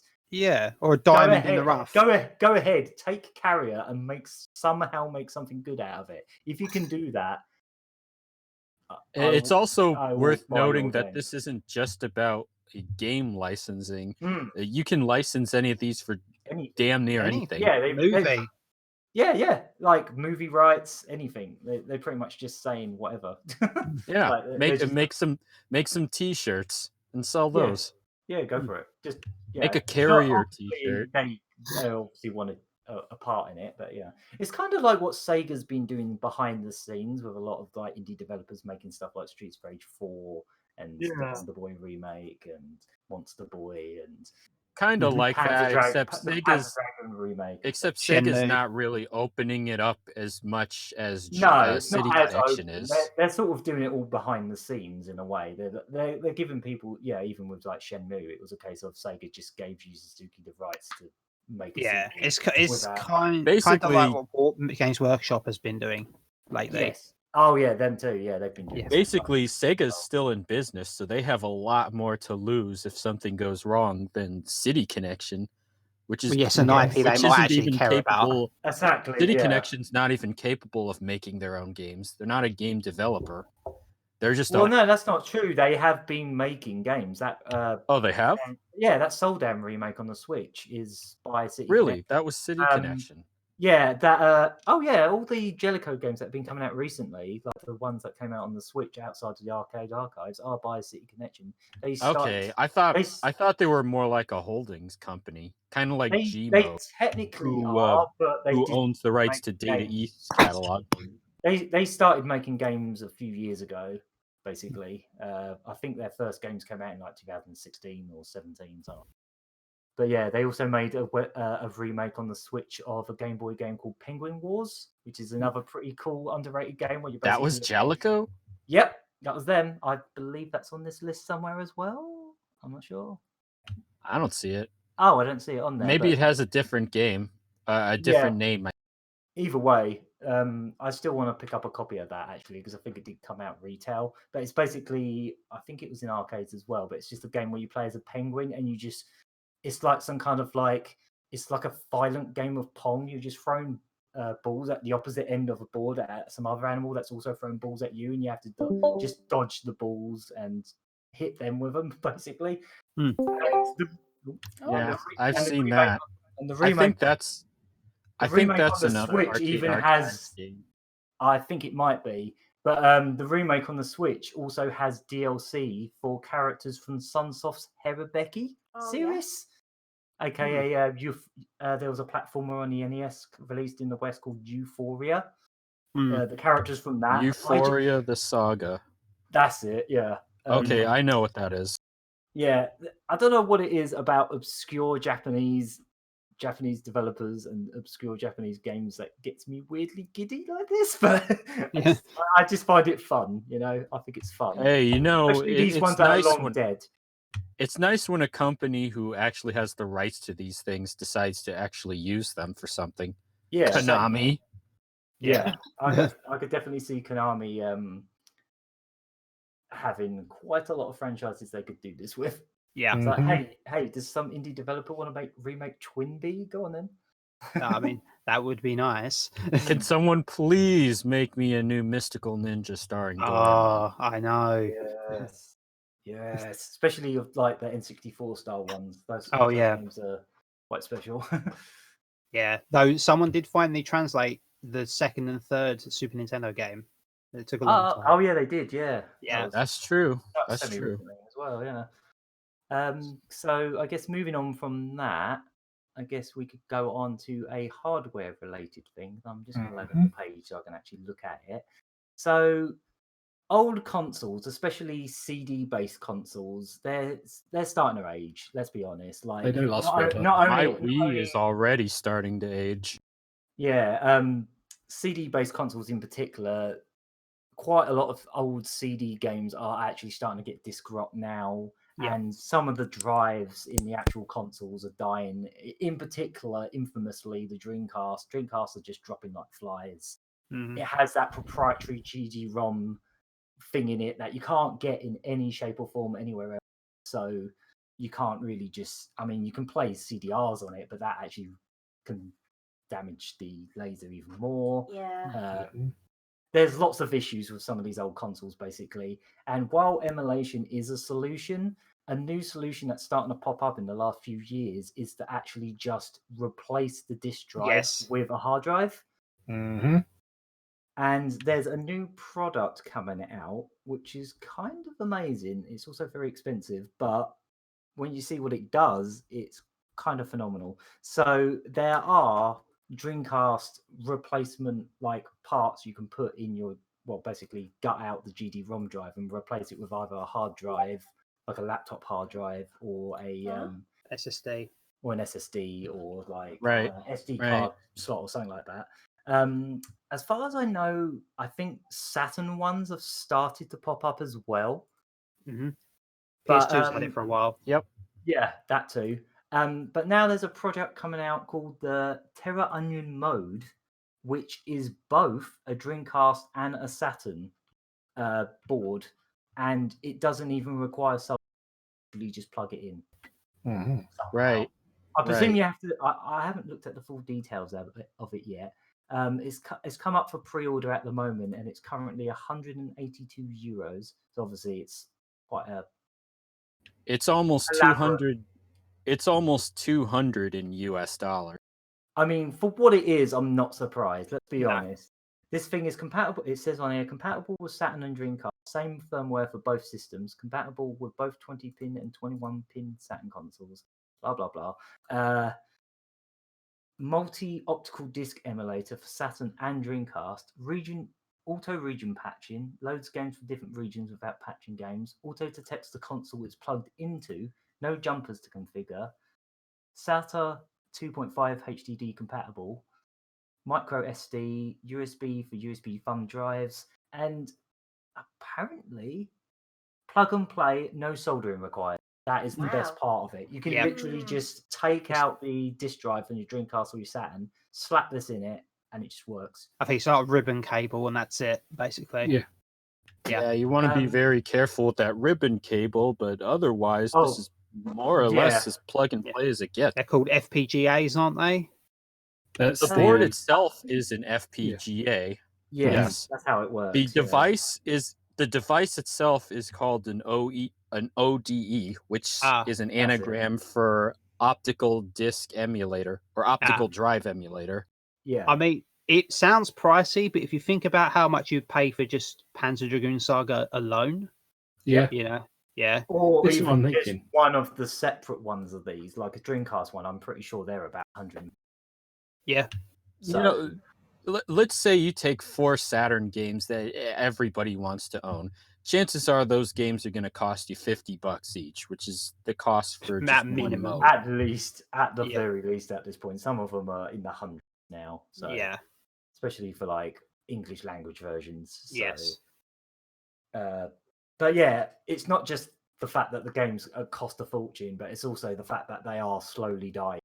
Yes. And I think as good as emulation is, I can tell you from experience, from having an EverDrive, I feel like being able to play the games off an SD card, but on the original hardware is the way to go. Yeah. It's the ideal solution. I think that's the future. It's the future-proof. Yeah, yes, future-proof. I was going to say that. Consoles really need, to be honest. I know it's quite a drastic thing to do. You can't play your discs anymore if you gut them and put this inside it. But the discs are going to die eventually. So sometime in, I don't know, 10 years from now, I don't know how long it's going to take for these things to all die. But like, as long as the actual console can still turn on, you can put this thing in it and it will just play any game you want. Yeah, the less moving parts, the better. Exactly, yeah. I've actually got a I have done one modification on my Dreamcast, and it's just a thing that replaces the plug board inside it, and just replaces it with a much smaller one that just consumes less power. So the Dreamcast is just not taking as much power as it normally would. The power supply? Was it that Dream PSU thing? I think so. It's just like it's like a little tiny board that you just replace the big one that's inside it with, and it just makes it. It's apparently supposed to make the circulation of like the fan better in it as well, and it makes the console lighter. Basically, it takes that power board and puts it into a power brick instead. Because fortunately for you, according to Terraonion, they've tested the mode with Dreamcasts equipped with the Dream PSU, so it should work perfectly fine with it. Oh yeah, good. Actually mentioned that there. Yeah, it does. Yeah, Pico PSU compatible. Yeah, Hmm. There's actually some amazing Dreamcasts now. You can even get like a HDMI board you can put in there now, and it will actually let you just fully use the Dreamcast via HDMI, even the games that weren't VGA compatible. Yeah, that's also quite expensive, but I wonder if this thing. Of course, there's also really good VGA boxes that just output to HDMI instead of FrameMeister, VGA. you can afford it. Yeah, exactly. They're pretty expensive. If I assume you're going to buy one of these, you're probably going to buy a FrameMeister as well. So, yes, yeah. In theory, if you want to actually future-proof things and have it upscaled, exactly, I think cheaper alternatives exist now to the FrameMeister. So basically, you're going to be paying a lot more than you would for games just to outfit your console with everything it needs to run the best it can on your TV. Yes, so you might as well get something that lets you load every game you could ever want onto flash memory. Well, saying that, the new Raspberry Pi 4 actually has an input and an output slot for HDMI. People speculating that maybe people will be able to program upscalers with it. Now, there's speculation at this point, but perhaps that could happen, and the Raspberry Pi 4 won't even set you back 60 quid. Yeah. So that might be interesting. Nice. I mean, I can talk from experience of like literally when I did that Christmas stream and we went to go play James Bond 2 on the Amiga, and my Amiga CD32 just decided it doesn't want to run discs anymore. It just went, nope, don't want to do it anymore. It's just like, not lots of money because I bought it years ago, but all them games that I basically collected for the CD32, which I should probably sell now, unless I can get the thing fixed, which will probably cost quite a bit of money as well. But yeah, I'm going to look into it because I did actually want to do some. And you know what? Saying that, and now the thing don't play. I mean, you know what? My Dreamcast actually, the last time I was playing it, it suddenly stopped reading the discs. Yeah. And I don't know if the disk drive is permanently broken. So I'm afraid to find out, but I'll have to sooner or later. It's a problem, though, isn't it? I own about 5 Dreamcasts, and 3 of them are broken. I had 2 fully functional Dreamcasts out of 5 or 6. I've had 2 in my life. One did the reset thing. They all do that. I think I managed to fix that. That's the thing. The second one, I now know how to do it. Like I've had to do it about 4 times with that. The problem with the reset glitch is the reset problem is there's no way to permanently fix it. It's always just a temporary fix. Yeah. It's kind of like the Joy-Con drift thing. You fix it and it stays good for a while, but then eventually it will rise again. Mm-hmm. But I think the main reason that problem even happens is because of the laser and the disk drive. So having something like this inside it should mitigate that. Yeah. Mm-hmm. I think. Well, here's the thing. After about the 4th time of fixing the reset thing, eventually I got a problem with that. In my first Dreamcast, it was the motor that went, so the disc would not spin. So that's a problem. And then the second one, it was the laser. And do you know what game kills off lasers? Shenmue 2. Yeah. Probably because it's reading so much. I mean, I don't even want to count the amount of times I've had to take my PS2 apart and adjust the laser height with those little pegs. That's what the problem in a lot of the top of the Dreamcast is. It's like, you have to get the little screw and you have to adjust it by 100th of a millimeter. Yep. To the right, and then 100th of a millimeter left until you get it to actually read discs. It's like I ain't doing that. I'm just sorry. sick of it. Yeah, it's I'm just gonna buy another. Basically, I hate CD formats for things now. They're just everything slowly dies. Yeah, they're terrible. I think in terms of like CDs that are actually getting old enough to consistently get bitrot now, I think it's mainly CDs from the 80s and early 90s now. I've had a copy of Final Fight CD for the Mega CD that literally grew a hole in it. Like it had a visible hole inside it. Yeah. I ended up getting another copy, pretty reasonable in the end. But I got a Japanese copy. That's what it was. I ended up buying a Japanese copy. It's probably the best way to get it anyway. Final Fight specifically. Yes, yeah, of course. But my PAL version, I just had to get rid of it because it was. You could play it, but it sort of stopped halfway through the game. I mean, you'd play half the game and then the disc would just give up. I mean, minis are a nice stopgap to preserve these games, and you know they're great. I love minis. Don't get me wrong, but we do need a more long-term solution eventually to preserve games. And this looks this looks like it to some degree. It's a solution. You know, it's a solution. It's a solution for the original hardware. Isn't it? Yeah. The thing about minis is, or classics, whatever you want to call them, is they are a great idea, but they're not being executed well, are they? They're very packages. None of them are spot on. Well, those things aren't really made with preservation in mind. I mean, the games included are in a way preserved, but these things are really more marketed toward it's a nostalgic power trip, isn't it? Yes. I mean, I absolutely love them, but I do feel like there's a bit of wasted potential where they why haven't they got the ability to have expansions? You know, like to put more games on them down the line, stuff like that. Like it doesn't make sense. I know. I think even SNK's trying to do that with their Neo Geo arcade stick. Yes, of course that thing's not very good, but at least they're have a solution for having games go. Yeah, I mean they've got good people behind it. Like some of these have had M2 behind it, you know, and the PC Engine and the Mega Drive. But like saying that, the PC Engine doesn't have integer scaling. Pretty much every single one of the mini classics has pretty substantial input lag. You know, not enough for like casual gamers to really. No. But like. In terms of preservation, they're not 100%. They're not perfect, no, and they were never going to be. But they weren't intended to be. No, they were never intended to be. No, they're very cheap products, and they do the best they can with what they got.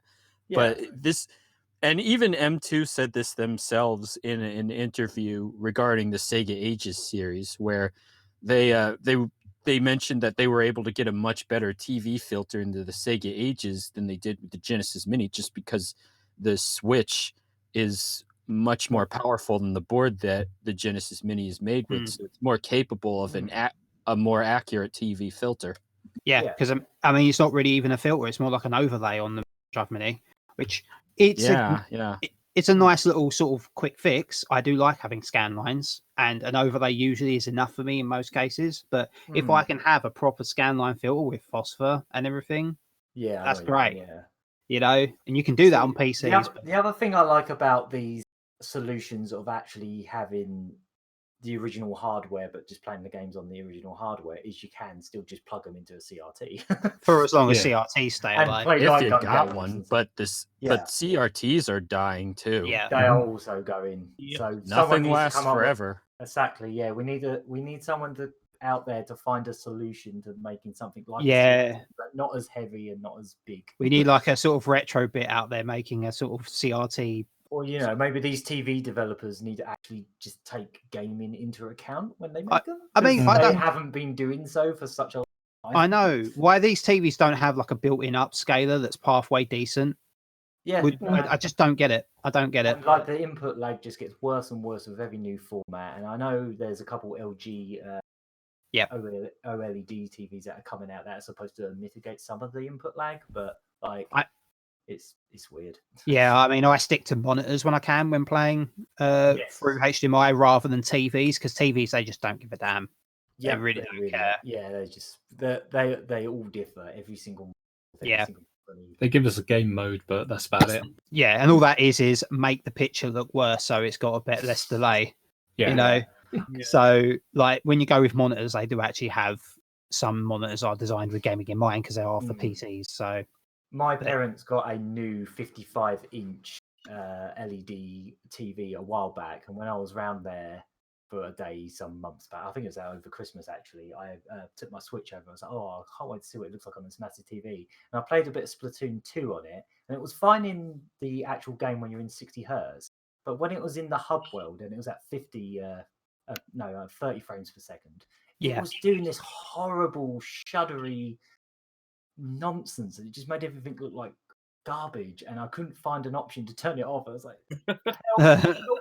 So anything at 30 frames per second is just going to look like garbage on this TV. It's like, why? Why do they do this? A sudden bit of news that's actually just hit. That's speaking of Hatsune Miku earlier, the Project Diva on the Switch is coming out May 15th. Oh, that was it, yeah. And the demo is out now. Oh, okay. Yeah, I was about to say, I've actually just clicked on the eShop on the web browser to download my demo. So, cool. when I tried the Japanese demo. I wasn't aware of the demo. I'll have to download that later too. Did that just hit now? Yeah, just landed. Cool. Right. Neat. So with this Terraonion thing, I should probably just mention the web address in case anyone is interested in this thing. It is shop.terraonion.com, and I think they do other stuff on their website. They also do. They do. They're the creators of the Mega SD, which is another pretty crazy product, which is basically an EverDrive, but it also lets you play Mega CD ISOs without a Mega CD even being plugged in. Yeah, I want to the get perfect solution, basically. That thing is crazy cool. I mean, I'm still glad I have my Mega CD and I can just burn discs, or I can play any BIOS I want now with the EverDrive. But if it ever came to it and my Mega CD just died and I couldn't play Mega CD discs, I would probably consider one of them. That is actually more expensive than the Dreamcast and Saturn thing. Yeah, I was about to say, how expensive is it? It's 232 euros. Damn. Because it's basically a Mega CD emulated on the cartridge. Yeah, I mean, it's an FGPA pretty much on a cart. Yeah. So it's essentially a Mega CD Classic Mini in a cartridge. That's the best way to describe it. And it's still communicating with the Mega Drive the same way the Mega CD would communicate with. Still cheaper than Shining Force CD and Snatcher. So, Yep. And KO Flying Squadron. Yep. Unless you got the demo. Yeah.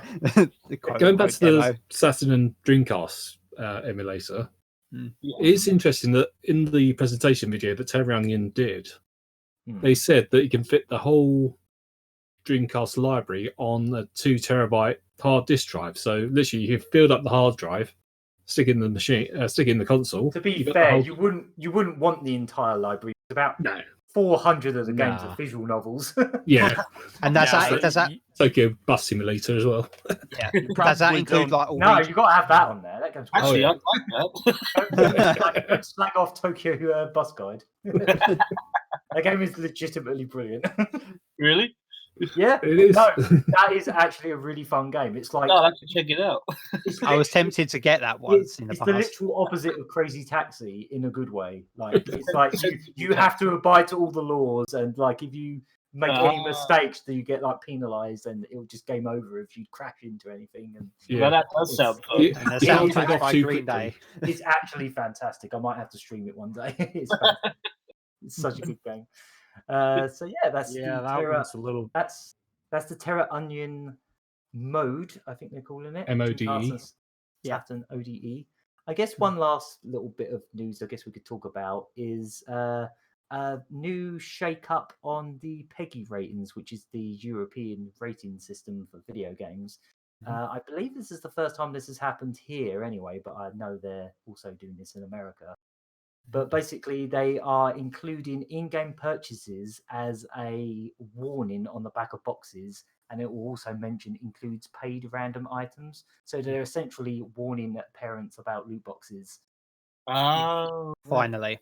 So where you've got age and your violence, drug use, sexual content, they will also have a little picture of a hand holding a credit card. Yes. Oh, nice. Okay. Yeah. I think that's a very good idea. Yes. Yeah, no, it's totally. I don't even know why this hasn't happened yet. Like because No, I know Yeah. Not only should it be something that people should be warned about, but you imagine how many games companies are now going to think twice because they're going to have this stigma attached to it. They're going to think, oh, maybe we shouldn't, or at least I hope so. I hope so. Yeah. Yeah, it's hard to say where that's going to go, how that's going to rock the boat in some way, because I can understand why like free-to-play games do stuff like that, but when it's like a full-price retail game, like a £60 game, and it also has like 3 different fictional currencies, and one of them you can only get by paying actual money.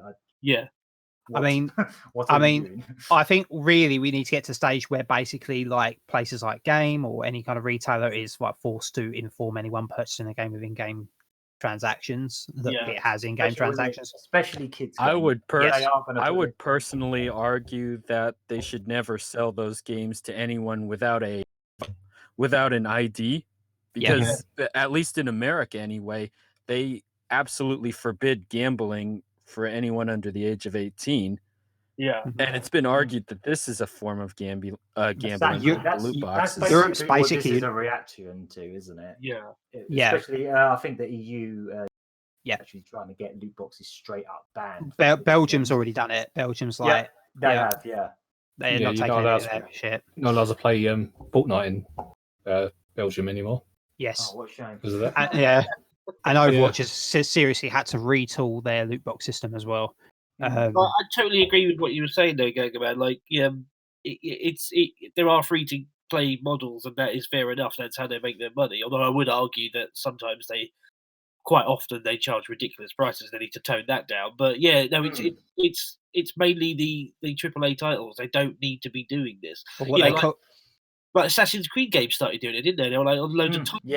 All this bollocks. Like, you don't need that. It's like really. I know they're desperate for cash, and but like Crash Team Racing Nitro Fuel. Oh, that was dirty. That was. Oh, really? That was real bad when it first and I think they added it a month after release just so that reviews wouldn't be able to tell people that it's in there.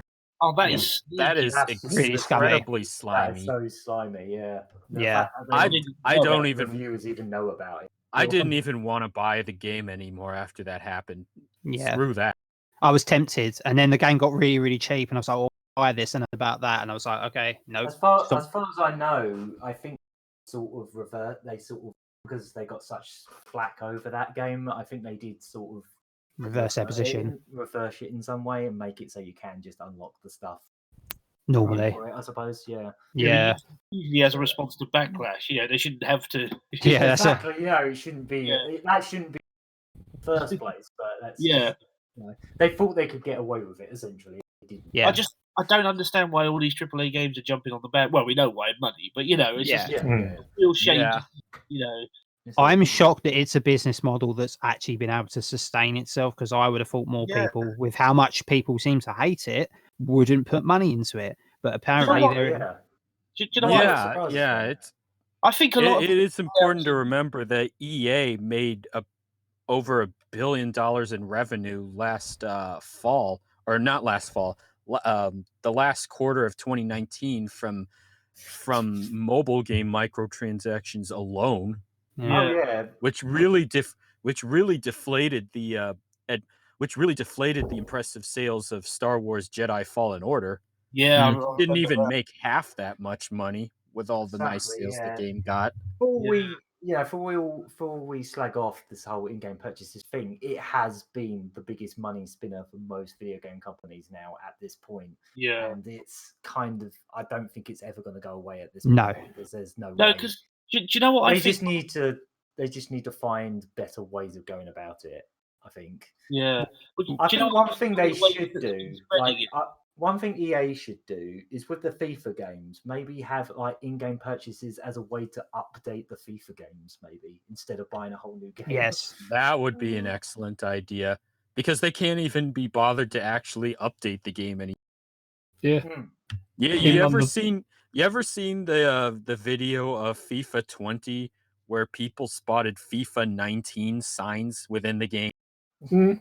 Well, it was It even says on the box saying updated kits and stadiums, and that was it. Well, when they have what they call legacy editions, which basically Yeah, that one's even like the worse. Switch version. Like the Switch versions, they are literally just FIFA 18 reskinned with new stats. Well, there was FIFA 20. I think it's FIFA 20 on the PC. When you install that, the shortcut is FIFA 19. The icon. They didn't even change the icon, so clearly they're using the exact same engine. You know, That's amazing. Oh, Jesus. That is amazing. so yeah. People still buy 'em, didn't they? FIFA They still shit. do. That's what I mean. We had our chance to stop this back when like horse armor and things like that were coming out as normal DLC. That was the beginning of the end, wasn't it? Yeah, and that was our chance Yeah. to step away. And then you had rubbish like Asura's Wrath, where it's like, oh, you want to see the ending? You better pay money. Yeah, the ending was DLC. I got so livid because I didn't even know. That was ridiculous. I wanted to get that game, but that stopped me buying it. Yeah, I bought it at launch because I was so excited for it, and I had no The game idea. looked amazing, but hiding the ending behind DLC. I know, and it's like the ending has this massive reveal. It's like, yeah, I'm an evil spider. Pay DLC. Bugger off. I still remember Essentially. when companies were trying to do those online passes, where if you buy the game used, you can't access any of the online modes unless you buy a separate pass to access the online modes. Yeah, they've tried every trick in the book. And then after people Whatever they could get complained, away with. they stopped doing that. And for any game that had an online pass, they made the passes available for free. I mean, so I'm glad that failed at least, but I'll take that over the. It's a bubble, I think. Over this whole loot box thing. Yeah. So I do think it's a bubble, but I do think we are going to see like downloadable purchases in some form. That's never going to go away. But I do think for sure. Yeah. I think there are some games that have a better way of going about it than Sure. I'd say for how much money it apparently makes and how humongous it is. From what I can tell, Pokemon Go doesn't nag you to pay money for anything ever. Yeah. That game is really For what it's about worth. Nintendo screws up a lot lately, but usually they get DLC right more than they get in general, yeah. For Smash Brothers in particular, you do have to pay for the extra characters and the extra Mii costumes, but they do make it clear that none of that stuff was developed before the game released and then put aside to make it available as DLC later on. They make it very clear that they're developing it after the game's release. Oh, yeah, that's a whole other rabbit hole entirely. Yeah, exactly. Splitting up content that's already on the disc, but that's for a completely different time. Yeah, I mean, basically why I decided against buying Street Fighter Cross Tech. I mean, you should just not buy that game because it's terrible. But there are pretty much. There are some games that do it right. It's quite rare, but yeah, there are some. Like I don't know if any of you guys have ever played the Elder Scrolls card game, Legends. Legends, I haven't played it, but yeah, I didn't even know there was a card game. It's kind of a rip-off of what's that one called? Hearthstone. Gwent. It's pretty much. Hearthstone. But the thing is, that game I actually give it praise because it is a free-to-play model, right? But the thing is, like you get chapters, like chapters of what do you call them, like story campaigns, and they cost something silly, like I think it's like $12.99, or it's like about 500 coins or something like that. And the coins you can get them really quickly in the game. So like literally after a few days, literally that quickly, you can buy this DLC that they're trying to charge a load of money for. And I've never spent a penny on the game, and I've actually got quite a lot going on in it. Yeah, just because the in-game currency isn't one that you have to put real money behind. So there are some, and I know that I'm praising Bethesda, which no one really does anymore. No. But yeah, like same with Asphalt 9. That game does have that stuff if you want it, but I found I'm always constantly unlocking stuff in that game. I've put about 65 hours into it over the last year or so, and I haven't spent a single penny on it. There's nothing in that game that encourages you to. Yeah, there's never a point in that game where I felt like I could literally run out of all the fictional currencies, and the only way I could even play the game would be to spend money. It's never done that. For me, it's like if it's an expansion sort of experience, I'm okay with it. Yeah. Generally, expansions like they're clearly made after the fact. There's a lot of content there. Like usually Diablo 2, Lord of Destruction springs out to me, and it's like, Yes. you're getting decent amount of money for a comparatively decent amount of money that you're spending. You're getting a lot of content. Whereas like you had stuff like Assassin's Creed 2, and I remember you pay like £12 for the DLC, and it's 20 minutes of content. Oh, that was ridiculous. Yeah, it was. Yeah. I didn't know about that. That sounds dumb. Yeah, it was like 2 missing chapters, and in the story, like during the normal game, they make a big deal about it. They're like, "Oh yeah, you're missing chapters. Come back later." I was like, "You dick." And then they made these. I think it was 2, maybe 3 extra chapters. And yeah, like Shelved Gamer said, it's like they're about 1 or 2 missions that take minutes, and like you spend. I think it was something silly like £12 or something. They're about £12, yeah. It was just insane. It really annoyed me, and they were purposely difficult just to make it seem like they were longer as well. Yeah. Yeah, That's really, silly. really not good. That's really silly. And you know what? There's also the Sega mobile game Sonic Forces Mobile, or formerly Sonic Forces Speed Battle, where you do have to pay in order to get cards to unlock extra characters to use, but I've never paid for that game once.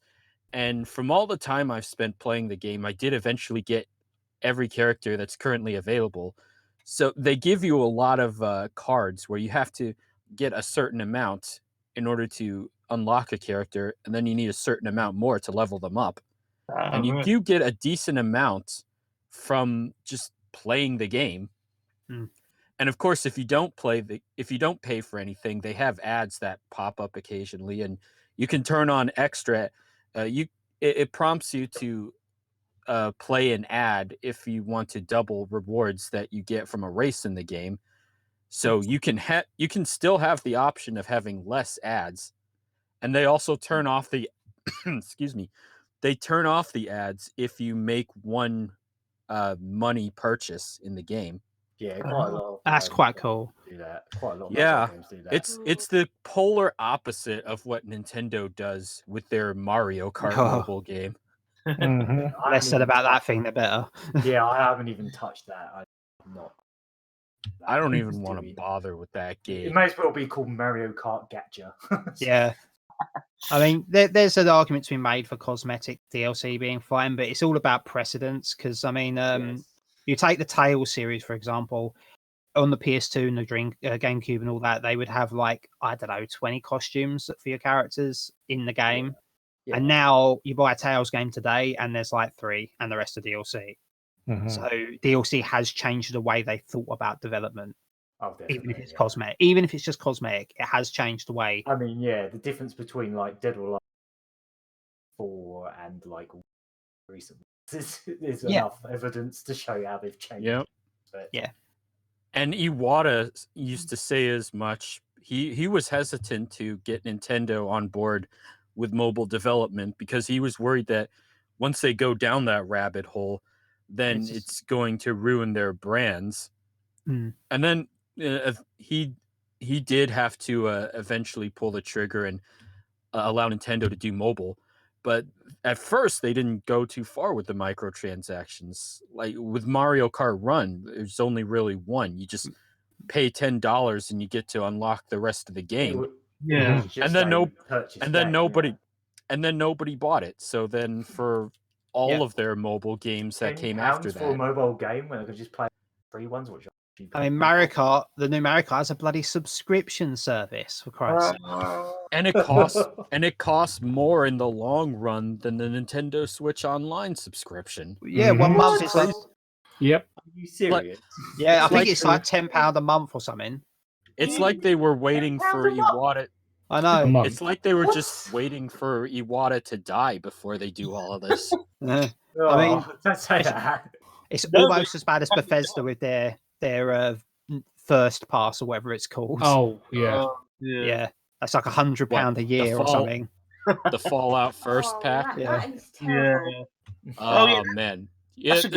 You know what? I said a lot of things about Mario Kart Tour, the mobile game. At least you can play that game. I was just about to say, actually, I haven't actually got on it because I haven't felt the need to. But that Wasteland DLC's just dropped, hasn't it, for Yeah. Well, it's just come out on Steam, Fallout 76. Oh, right. All the Steam reviews say it's mostly positive, so I think that's a lie. They paid some people. Yeah. The subscription with that game. Yeah, the subscription plan at 31% off, right? For 12 months, a subscription plan with this game at 31% off is $8.33 a month. What? $8.33 a month. £8.33 a month. That's at 31% off. Jesus. Okay, so that's over £90 for a whole year. Yeah. Do they have a discounted annual plan? That is it. You're locked in for 12 discount. months. That is the discount. So yeah, £90 a year to play that. Yeah. All right. Plus the I think we should probably on that bombshell. Yeah. Yeah, I think we've done enough ranting. People know our thoughts about this whole thing. Yeah. You want games. It's a complicated subject. Yeah. It is, and I have a lot more I could say, but we're running. I could long do this already. all day, but yeah, but we should probably move on. So, last time on the podcast, we had a bit of news thing, which we sort of segued into like a little general subject about favorite controllers. This time round, I decided to go on Twitter and basically just ask if anyone had any questions or any ideas what we could chat about at the end of the podcast. And I got one from PC Wizard, one of our regulars, Wash and all that. And legend, who he is.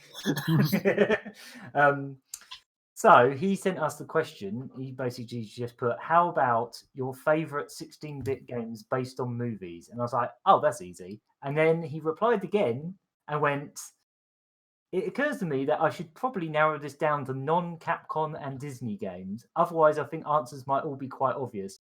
So we can't even talk about Capcom games?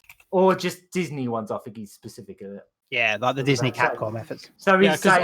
all of you are just going to say Disney's Aladdin on Genesis. Come on. Yeah. I mean, that was going to be my pick. Yeah. Well, I mean... in terms of games that felt like you were playing the movie at the time, definitely that one. You know, except for the fact that he had the sword the entire game, which he didn't in the film. But other than that... Yeah. It was an incredibly influential game. In fact, in a recent interview with Rare staffers on Donkey Kong Country, they actually said that one of the biggest reasons they went for the 3D graphics was actually in response to Disney's Aladdin on Genesis. Yeah, I guess they wanted to be like Toy Story. It wasn't all about showing, hey, we can make a game that looks this good without the need for the 32X. No, it was also Aladdin, because that game didn't need the 32X either. Yeah. I was going to throw a curveball in and say the Super Nintendo Aladdin, because I know that's the one I prefer. But that's again, that's a whole subject. You could that's both Capcom and Disney. I'm just saying. Sorry, Karen. So basically, he's saying if we can exclude Disney games, we can do that. So I guess I will start because I had to think about it, and I actually had a bit of a hard time thinking of one that's not Disney, because obviously there's Aladdin, there was the Lion King game, which was pretty good, Toy Story game was pretty good, but excluding Disney, I had to think a bit, and obviously I didn't really grow up with the Super Nintendo, so I don't really have that as much of a reference. I guess I could go into Amiga games, but most of the movie-based Amiga games were pure trash. Yeah, I had a lot of fun with the Gremlins 2 game as a kid on the Amiga. It was a pretty standard, just walk along, sap all the gremlins that come towards you. It was very basic, but I did enjoy it. I don't know how well it holds. I haven't played it in a long time, but I'm not going to count that one. So I've got 2 Mega Drive games I'm sort of going back and forth on. One of them's Ghostbusters, and the other one is Michael Jackson's Walker. Oh, okay. Yeah. Oh, yeah. Michael Jackson's Walker was a movie. I keep forgetting that it was a movie. Yeah. Yeah, I think a lot of people forget it's a movie because it hasn't. Yeah. That's going to have to be my answer, because I can't think of any other game that I played on the 16-bit systems that was a film. Like, I just don't. Exactly. Yeah. It's I'm gonna have in the case of Moonwalker, I would say this game is maybe arguably better than the film deserves. Oh yeah, hands Oh, down. yeah. Like, it takes the cool stuff, the few cool bits of the film, and makes a whole game out of it. Yeah, yeah. Moonwalker And- doesn't even Yes, deserve a they're- bad game, so No, For exactly. anyone So- who doesn't, anyone who isn't aware of the movie, yes, Michael Jackson does morph into a robot in the movie. and a car. That really happens. the film is just A lot of complete crazier nonsense. things happen, but that's the important thing. Yeah. I- I don't know. I just think I know a lot of people just like laugh at this game and go, "Oh, it's dumb. It's Michael Jackson." It's pretty good though. I But like it. it, Yeah, it's, people are more laughing at this, just Michael this Jackson. and the Dick Tracy game. This and the Dick Tracy game Yeah. on the Mega Drive have got that classic Shinobi style of Yes. like kind of I don't know what you'd call it, sort of like methodical platformer. Mm. Yeah. Where it's not so much about like blasting through everything. It's more It's not a case of, like, reflexes. taking your time, like judging the layout, trying to figure out what the best way to approach enemies is, and all that kind of Yeah. stuff. That's Mm-hmm. what this game feels like to me. Yeah. It's that style of it's that style of like of Revenge of Shinobi, that kind of thing. Plus, I just really love the Mega Drive renditions of the Michael Jackson songs. In some cases, I think I like them better than the actual. Oh, I really do. I always do. While we're on about Moonwalker, there was also the arcade version. Yes, the The Metal. arcade one is weird. Yeah. We I've played the not whole had the game of pleasure that. playing that yet. so- We played that in its entirety at Arcade Club. That's actually Oh, not yeah. bad either. I'd say the Mega Drive game's probably better, but it's pretty good as well. I don't know if it counts as 16-bit or not. I presume he was specifying the console games, like 16-bit. SNES. If I remember correctly, Michael Jackson's Moonwalker was made for the System 16 board, which is itself is 16-bit, so it should count. It has the number 16 in it, so I guess it counts. Yeah. But yeah, that game was free player. You could play it as free Michael Jacksons. Yes, different coloured Michael Jacksons. Who Yep. else are you going to play as? It's kind of the same thing as the Mega Drive one, but it's isometric. It's kind of more of a shooter. It's more like Ikari Warriors. Yeah, kind of. It's a Something isometric like shooter. that. You basically walk around sapping lasers at like all baddies and stuff. Mhm. It's odd. I think we had. I'd say the Mega Drive game. Yeah, I'd say so. But I think we had that in Electric Avenue growing up. Actually, Hmm. Oh wow! I didn't know that. wow, cool. I remember seeing it in there as well as Turtles arcade as well. Oh, I know mine originally because I didn't realize it was 16-bit only. I was going to say NES Batman. That's a good pick. Yeah. I'd say the Mega Drive Batman was pretty good as well.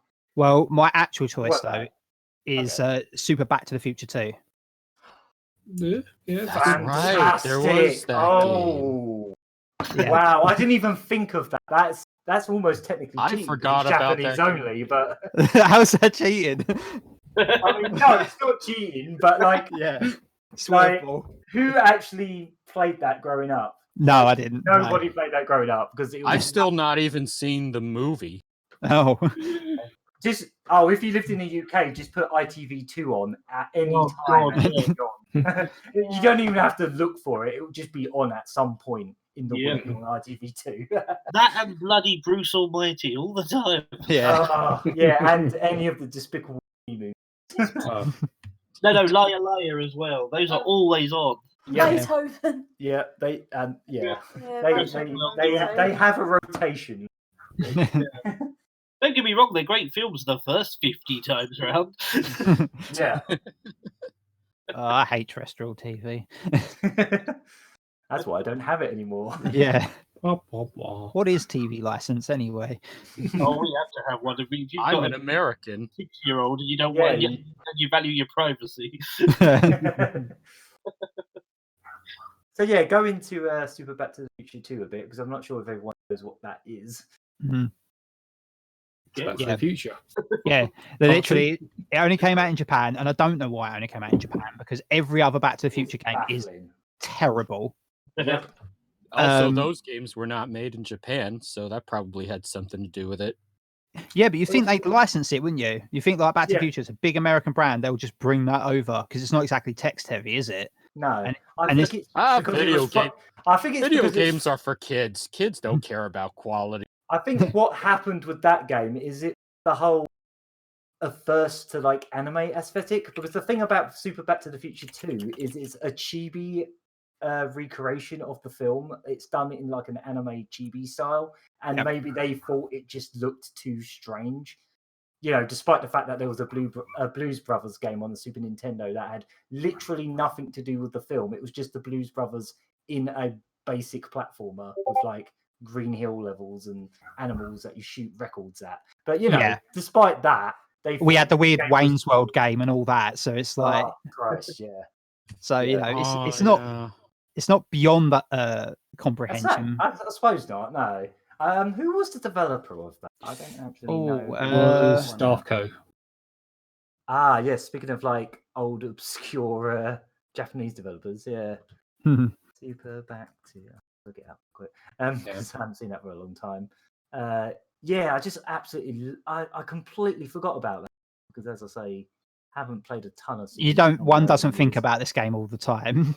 No, I suppose not. But it just it's usually not on my mind, huh? Yeah. I mean, it came out in '93, so I think it was like in time. No, it would have been in time with the third movie, but not the second one, I don't think. I think it was probably released around the time of the. It's just kind of bizarre that it's based on the second film specifically, but yeah. I guess I bet they probably thought hoverboard. Let's build a game around the hoverboard. Exactly. I mean, that's pretty much everyone's. From what I've heard, that's everyone's favorite in the trilogy anyway. I guess that might have been the opinion at the time too. Yeah, perhaps. I mean, the future aesthetic was. I mean, my favorite's the first one, but I think the future aesthetic was very able to make a game out of quite easily. Yeah. You know, and I think for the most part, they made a bloody good game. You know. Yeah, that's a really bloody good pick.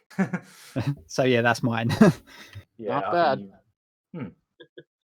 Anyone else got any they want to? I've got a. It's not. Well, there was a 16-bit version of it, and it wasn't a great game at all. Home Alone. Oh yes. Home Alone. Yeah, I had the Game Boy. Is this on the? Oh, you're talking about the Game Boy one? I am talking about the Game Boy one, but it's pretty much the same as pretty much the 60-bit versions. So yeah, it was pretty much ported to everything as far as I know at the time. But yeah, it's made by THQ at the time, and every magazine that I read, like a review on it, they gave it like 27 out of 100. But I really liked it. So like the movie, I like the game. I don't know anything about the Game Boy game, but I've heard good things about the Genesis game, at least. Yeah, the Mega Drive one did, as kind of janky and weird as that game is, it does try to recreate what the character does in the film. It does kind of do a good job of like trying to make you feel like you're in his shoes and you're setting traps and hiding all the loot. I think they did a semi-decent job. They execute. I mean, it's a lot better than game they made for the sequel. I'll say that. Oh yeah, definitely. I mean, personally, I think that if they were going to make a Home Alone game, they should have done it a bit more like Rampart or something, where you lay traps and things like that, and then there's like a phase where they come in the house. That would have been really cool, but all too obscure for the audience they were going for. Yeah. Really. But that would have been cool. That probably would have been the best format for that sort of game. But yeah, no, I remember playing that back in the day. I think I played the Mega Drive version. But yeah, I remember that one.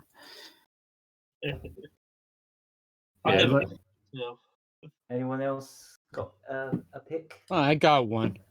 Okay. When I thought about it, I realized I'd mostly actually played games not based on movies, but based on TV shows. Stuff like Adventures of Batman and Robin, Animaniacs, Tasmania. Exactly, yeah. Stuff like that. If it was about like TV shows, it'd be a lot. Not a lot comes to mind when I'm thinking of games based on movies. So there's pretty much no competition for Batman Returns on the Super Nintendo. Oh, okay. That's quite an interesting one. I think I've looked that one up before.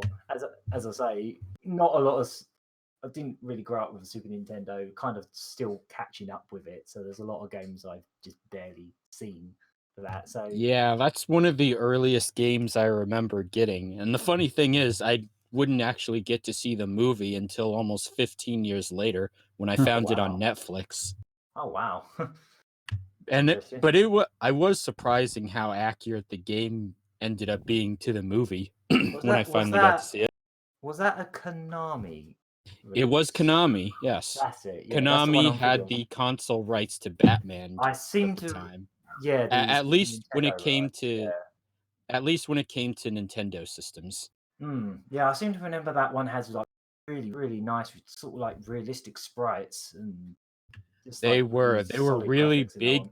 They were really big sprites. Mm. And there was a ton of different fighting moves, more so than the most of the beat 'em ups Konami was making in the arcade at the time. Wow, I like yeah. how there were moves where you could like slam enemies into walls, or you could grab two at the same time and slam their heads together. Mm. Not to mention the audio work was really nice. Yeah, well, Often it's very Konami frightening. in the 90s, Yeah. so Often, you can almost guarantee it's going to sound good. Often the audio was kind of frightening for me at the time. Like they did way too good of a job making scream effects in the game, like when a woman is screaming. Wow. Hmm. I don't remember who it was that actually composed that one, because I seem to recall. I've never actually found out who composed it myself. Is it? It's not. Konami No, versions. I'm thinking of just the kid who did one of the Mega Drive ones. Quick look, I can't see anything. I have not played Batman Returns on the Mega Drive or the kind of Mega CD yet. I haven't played the Mega but I'm CD pretty sure. one, but the Mega Drive one wasn't very good. No, I had it on Mega Drive. I'm pretty sure the Konami Super Nintendo game's the best one. Yeah. Although I think I've also Sunsoft played games Batman was the Returns first. on the Atari Lynx, but that one's not very good either. Huh. Okay. So it was composed by Jun Funahashi and Harumi Ukeo. Yeah. Okay.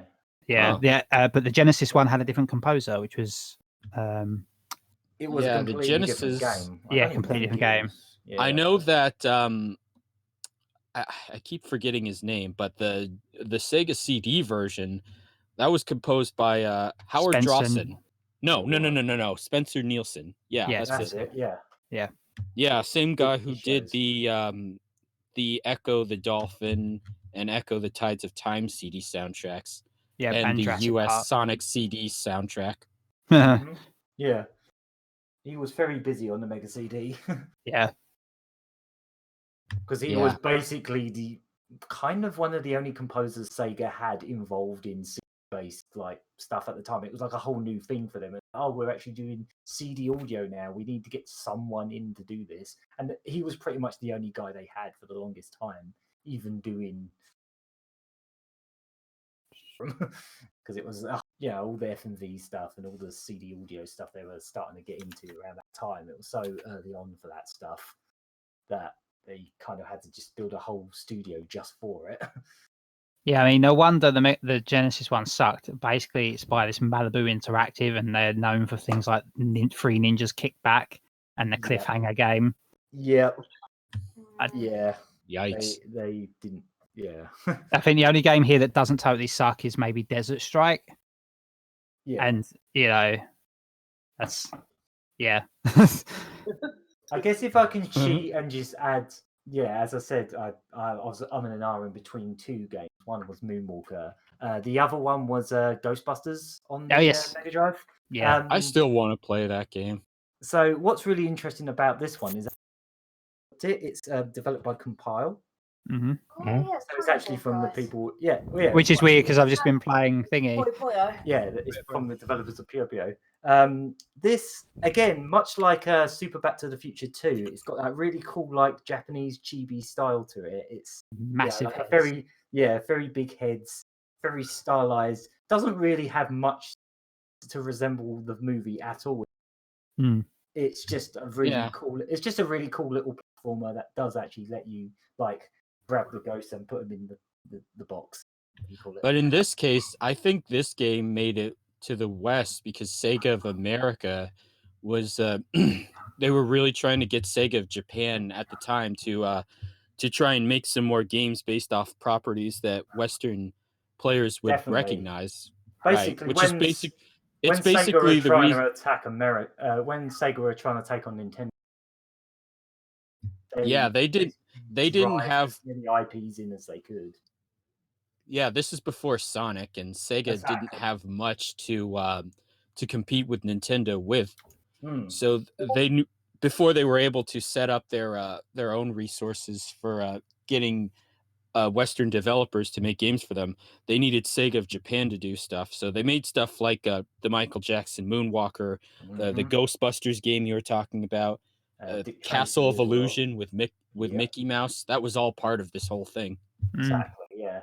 And I just think this is a absolutely fantastic game. I think the only thing that brings it down is the fact that there's 3 playable characters out of 4 Ghostbusters. Out of 4 Ghostbusters. And guess which one is missing? Which one is missing? Winston.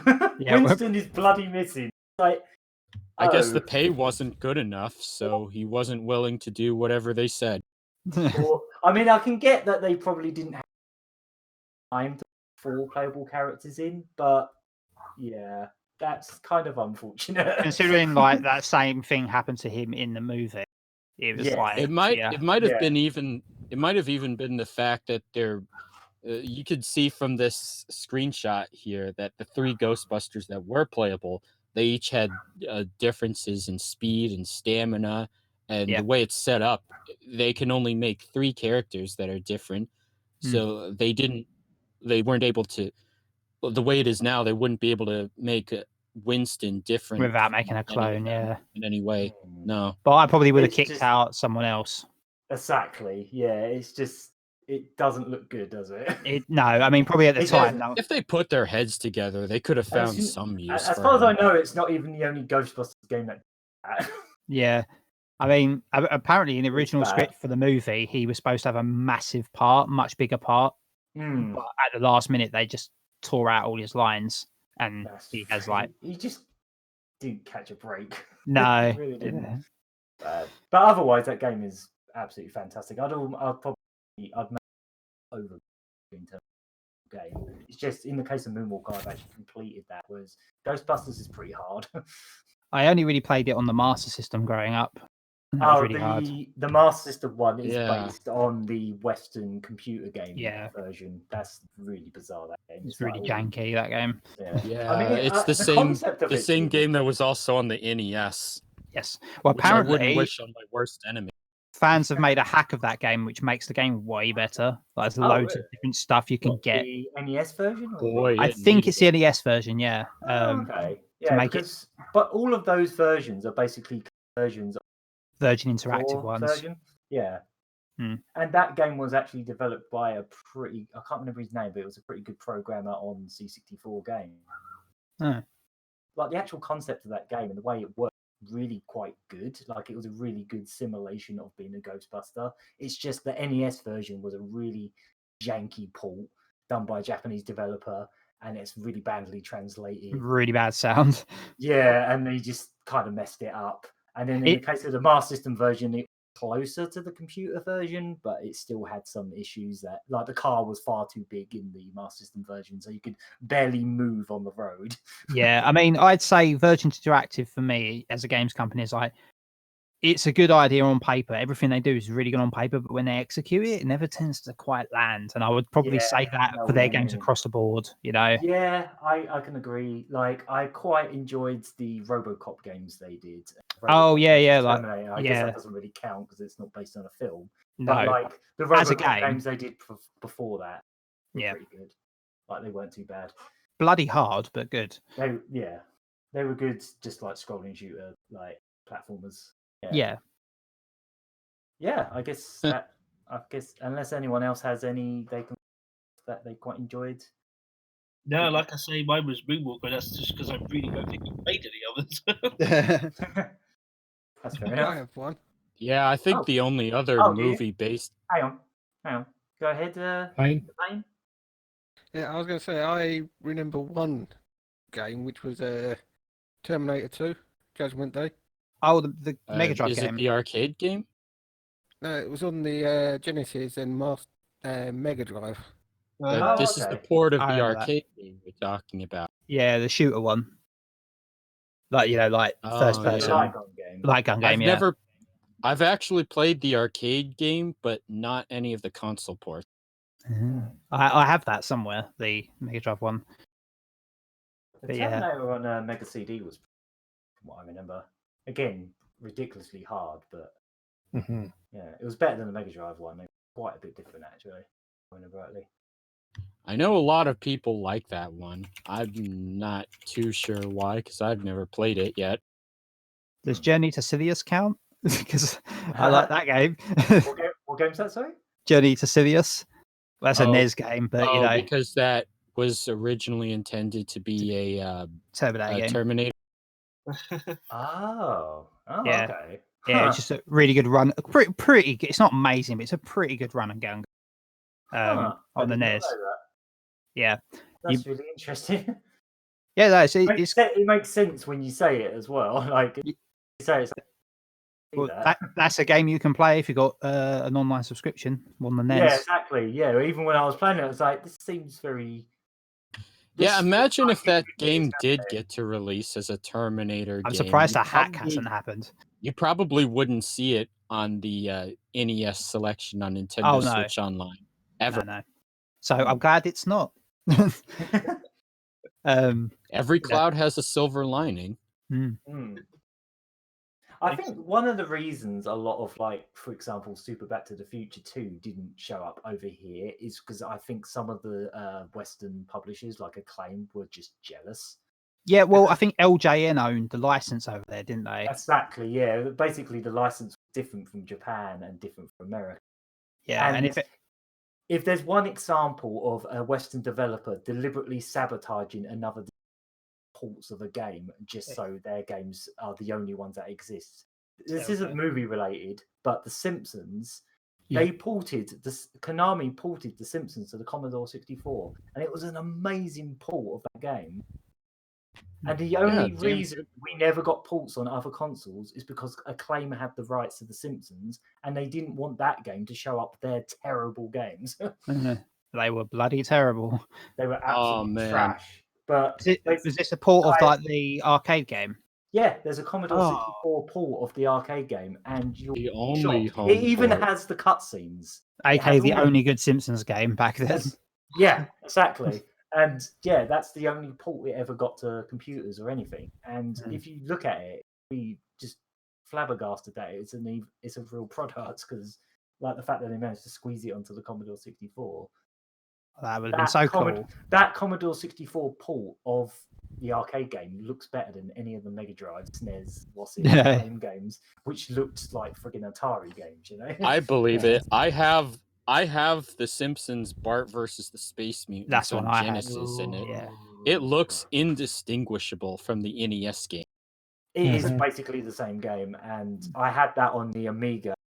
Literal only difference disc with like pretty good intro animation, and every time you died, Bart shouted really loudly, "Eat my shorts," and that was the only difference. I had that. That was one of the first games that came with my Amiga. I had that. I knew it was absolute trash.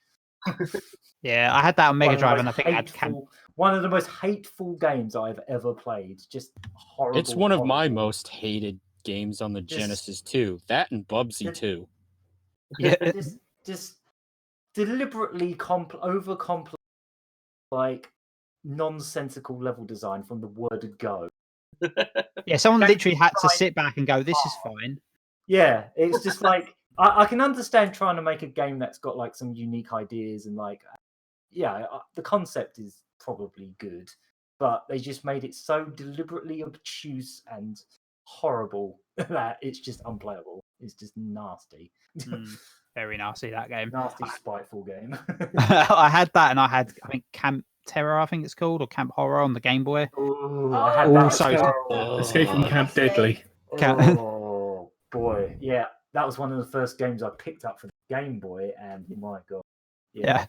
Oh, I'm lucky I was spared that one. Yeah, the only other good Simpsons game, we're going a little off tangent, but the only other good Simpsons game is Krusty Super Fun House. I haven't played that. That's a very funny way of saying The Simpsons Hit and Run. No, I'm talking about like. But 16. yeah, that's not a 16-bit game. Yeah, like but 16-bit. You didn't specify the only other good 16-bit but game. I would say that's probably the best 16-bit Simpsons game. Because it technically wasn't a Simpsons game, they just reskinned it into a Simpsons game.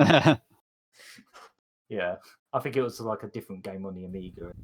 They re-released it on the Amiga and everything else. Yeah, it's just a really cool little puzzle platformer where you sort of just have to try and. It's kind of like Lemmings, but the opposite of Lemmings, where you try and kill the mice. So you're basically just trying to line them up so they go into like these traps that characters set up. What I've always wanted Lemmings to be. Yeah, I remember I actually had a computer version of that game, but I don't remember if it was for PC or Amiga. Okay. I think Krusty Super Fun House pretty much came out on everything, like every system conceivable, including the Game Boy and all that. And it was one of those games that was much like all the other Simpsons games. It was pretty much identical on every system, but in this case, that was a good thing because the game was actually quite good. Yeah, I mean, that was pretty much a claim, wasn't it? You get everything on everything back then, basically. Yeah. And they were very good at making sure most of the versions of Mortal Kombat pretty much identical, whether or not that was a good thing. The game was good or not. No, yeah, that one didn't come into it. At least they were consistent. They were the first people doing formats. They were the first guys doing like platform parity, is it? They call it, where it's like they want to make sure the game's the same on every system, sort of thing. Exactly. Yeah. Yeah. Whether or not that was Yeah. or not didn't matter. Even if it's holding back one of the other systems. Yeah. Yeah. Exactly. Cool. Right. Cool. I think that will do for this podcast. I think that's a pretty good. That went really well, actually. I think it went quite well. That was a really nice little Yeah. It's our longest podcast so far. No, at least not. At least from this newer series where I've been part of things, it's the longest so far. Is it? Oh, okay. Yeah, I guess it is. Yeah. Either way, it didn't feel too long this time. Nah, I mean, to be fair, there's like 7 of us, so and we got through a lot of topics. Yeah, exactly. So yeah. Oh damn, there are 7 of us. So yeah, I guess we shall wrap this up. I've been the Gagaman. I've been Terrier. I've been Murry Curry. I've been Shelved Gamer. I've been Hunk Thunder. I've been higher than stuff that's really high. Yep. Actually, I'm Elk. And thePain. I don't know. I've never smoked weed before. I think we've been having some issues today with his microphone because I've been getting some messages here and there. Yeah. So there's always some and that's the trouble with live on stuff. Yeah. With Lucky Hit. Yeah, especially for Lucky Hit. We're getting there one day at a time. Yeah, I feel like we're getting better at this stuff slowly but surely. Yeah. And it's been very consistent with content lately, so yeah. I mean, eventually we'll be perfect, and then that's when things go downhill. Nobody's perfect. There's no risk of that. Don't worry. Right, so we'll be off and we'll be back next week. Next week, yeah. Yeah, same time, same channel, same back time, same back. You're channel. stuck in our I'm sure we'll have another sort of conversation point, like best Yeah. game and so forth next time. So Yeah. I'll put the feelers out on social media and stuff. See if anyone's got any ideas of what they'd like to see us chat about, and we can chat about it. So yeah, cool. Yeah, I'd love to hear what people want to hear from us. Yeah. Cool. All right. Right. Okay. So we'll be off then. So see you later. Bye-bye. You better be washing your hands. every week. I was waiting for that. Turn the page and then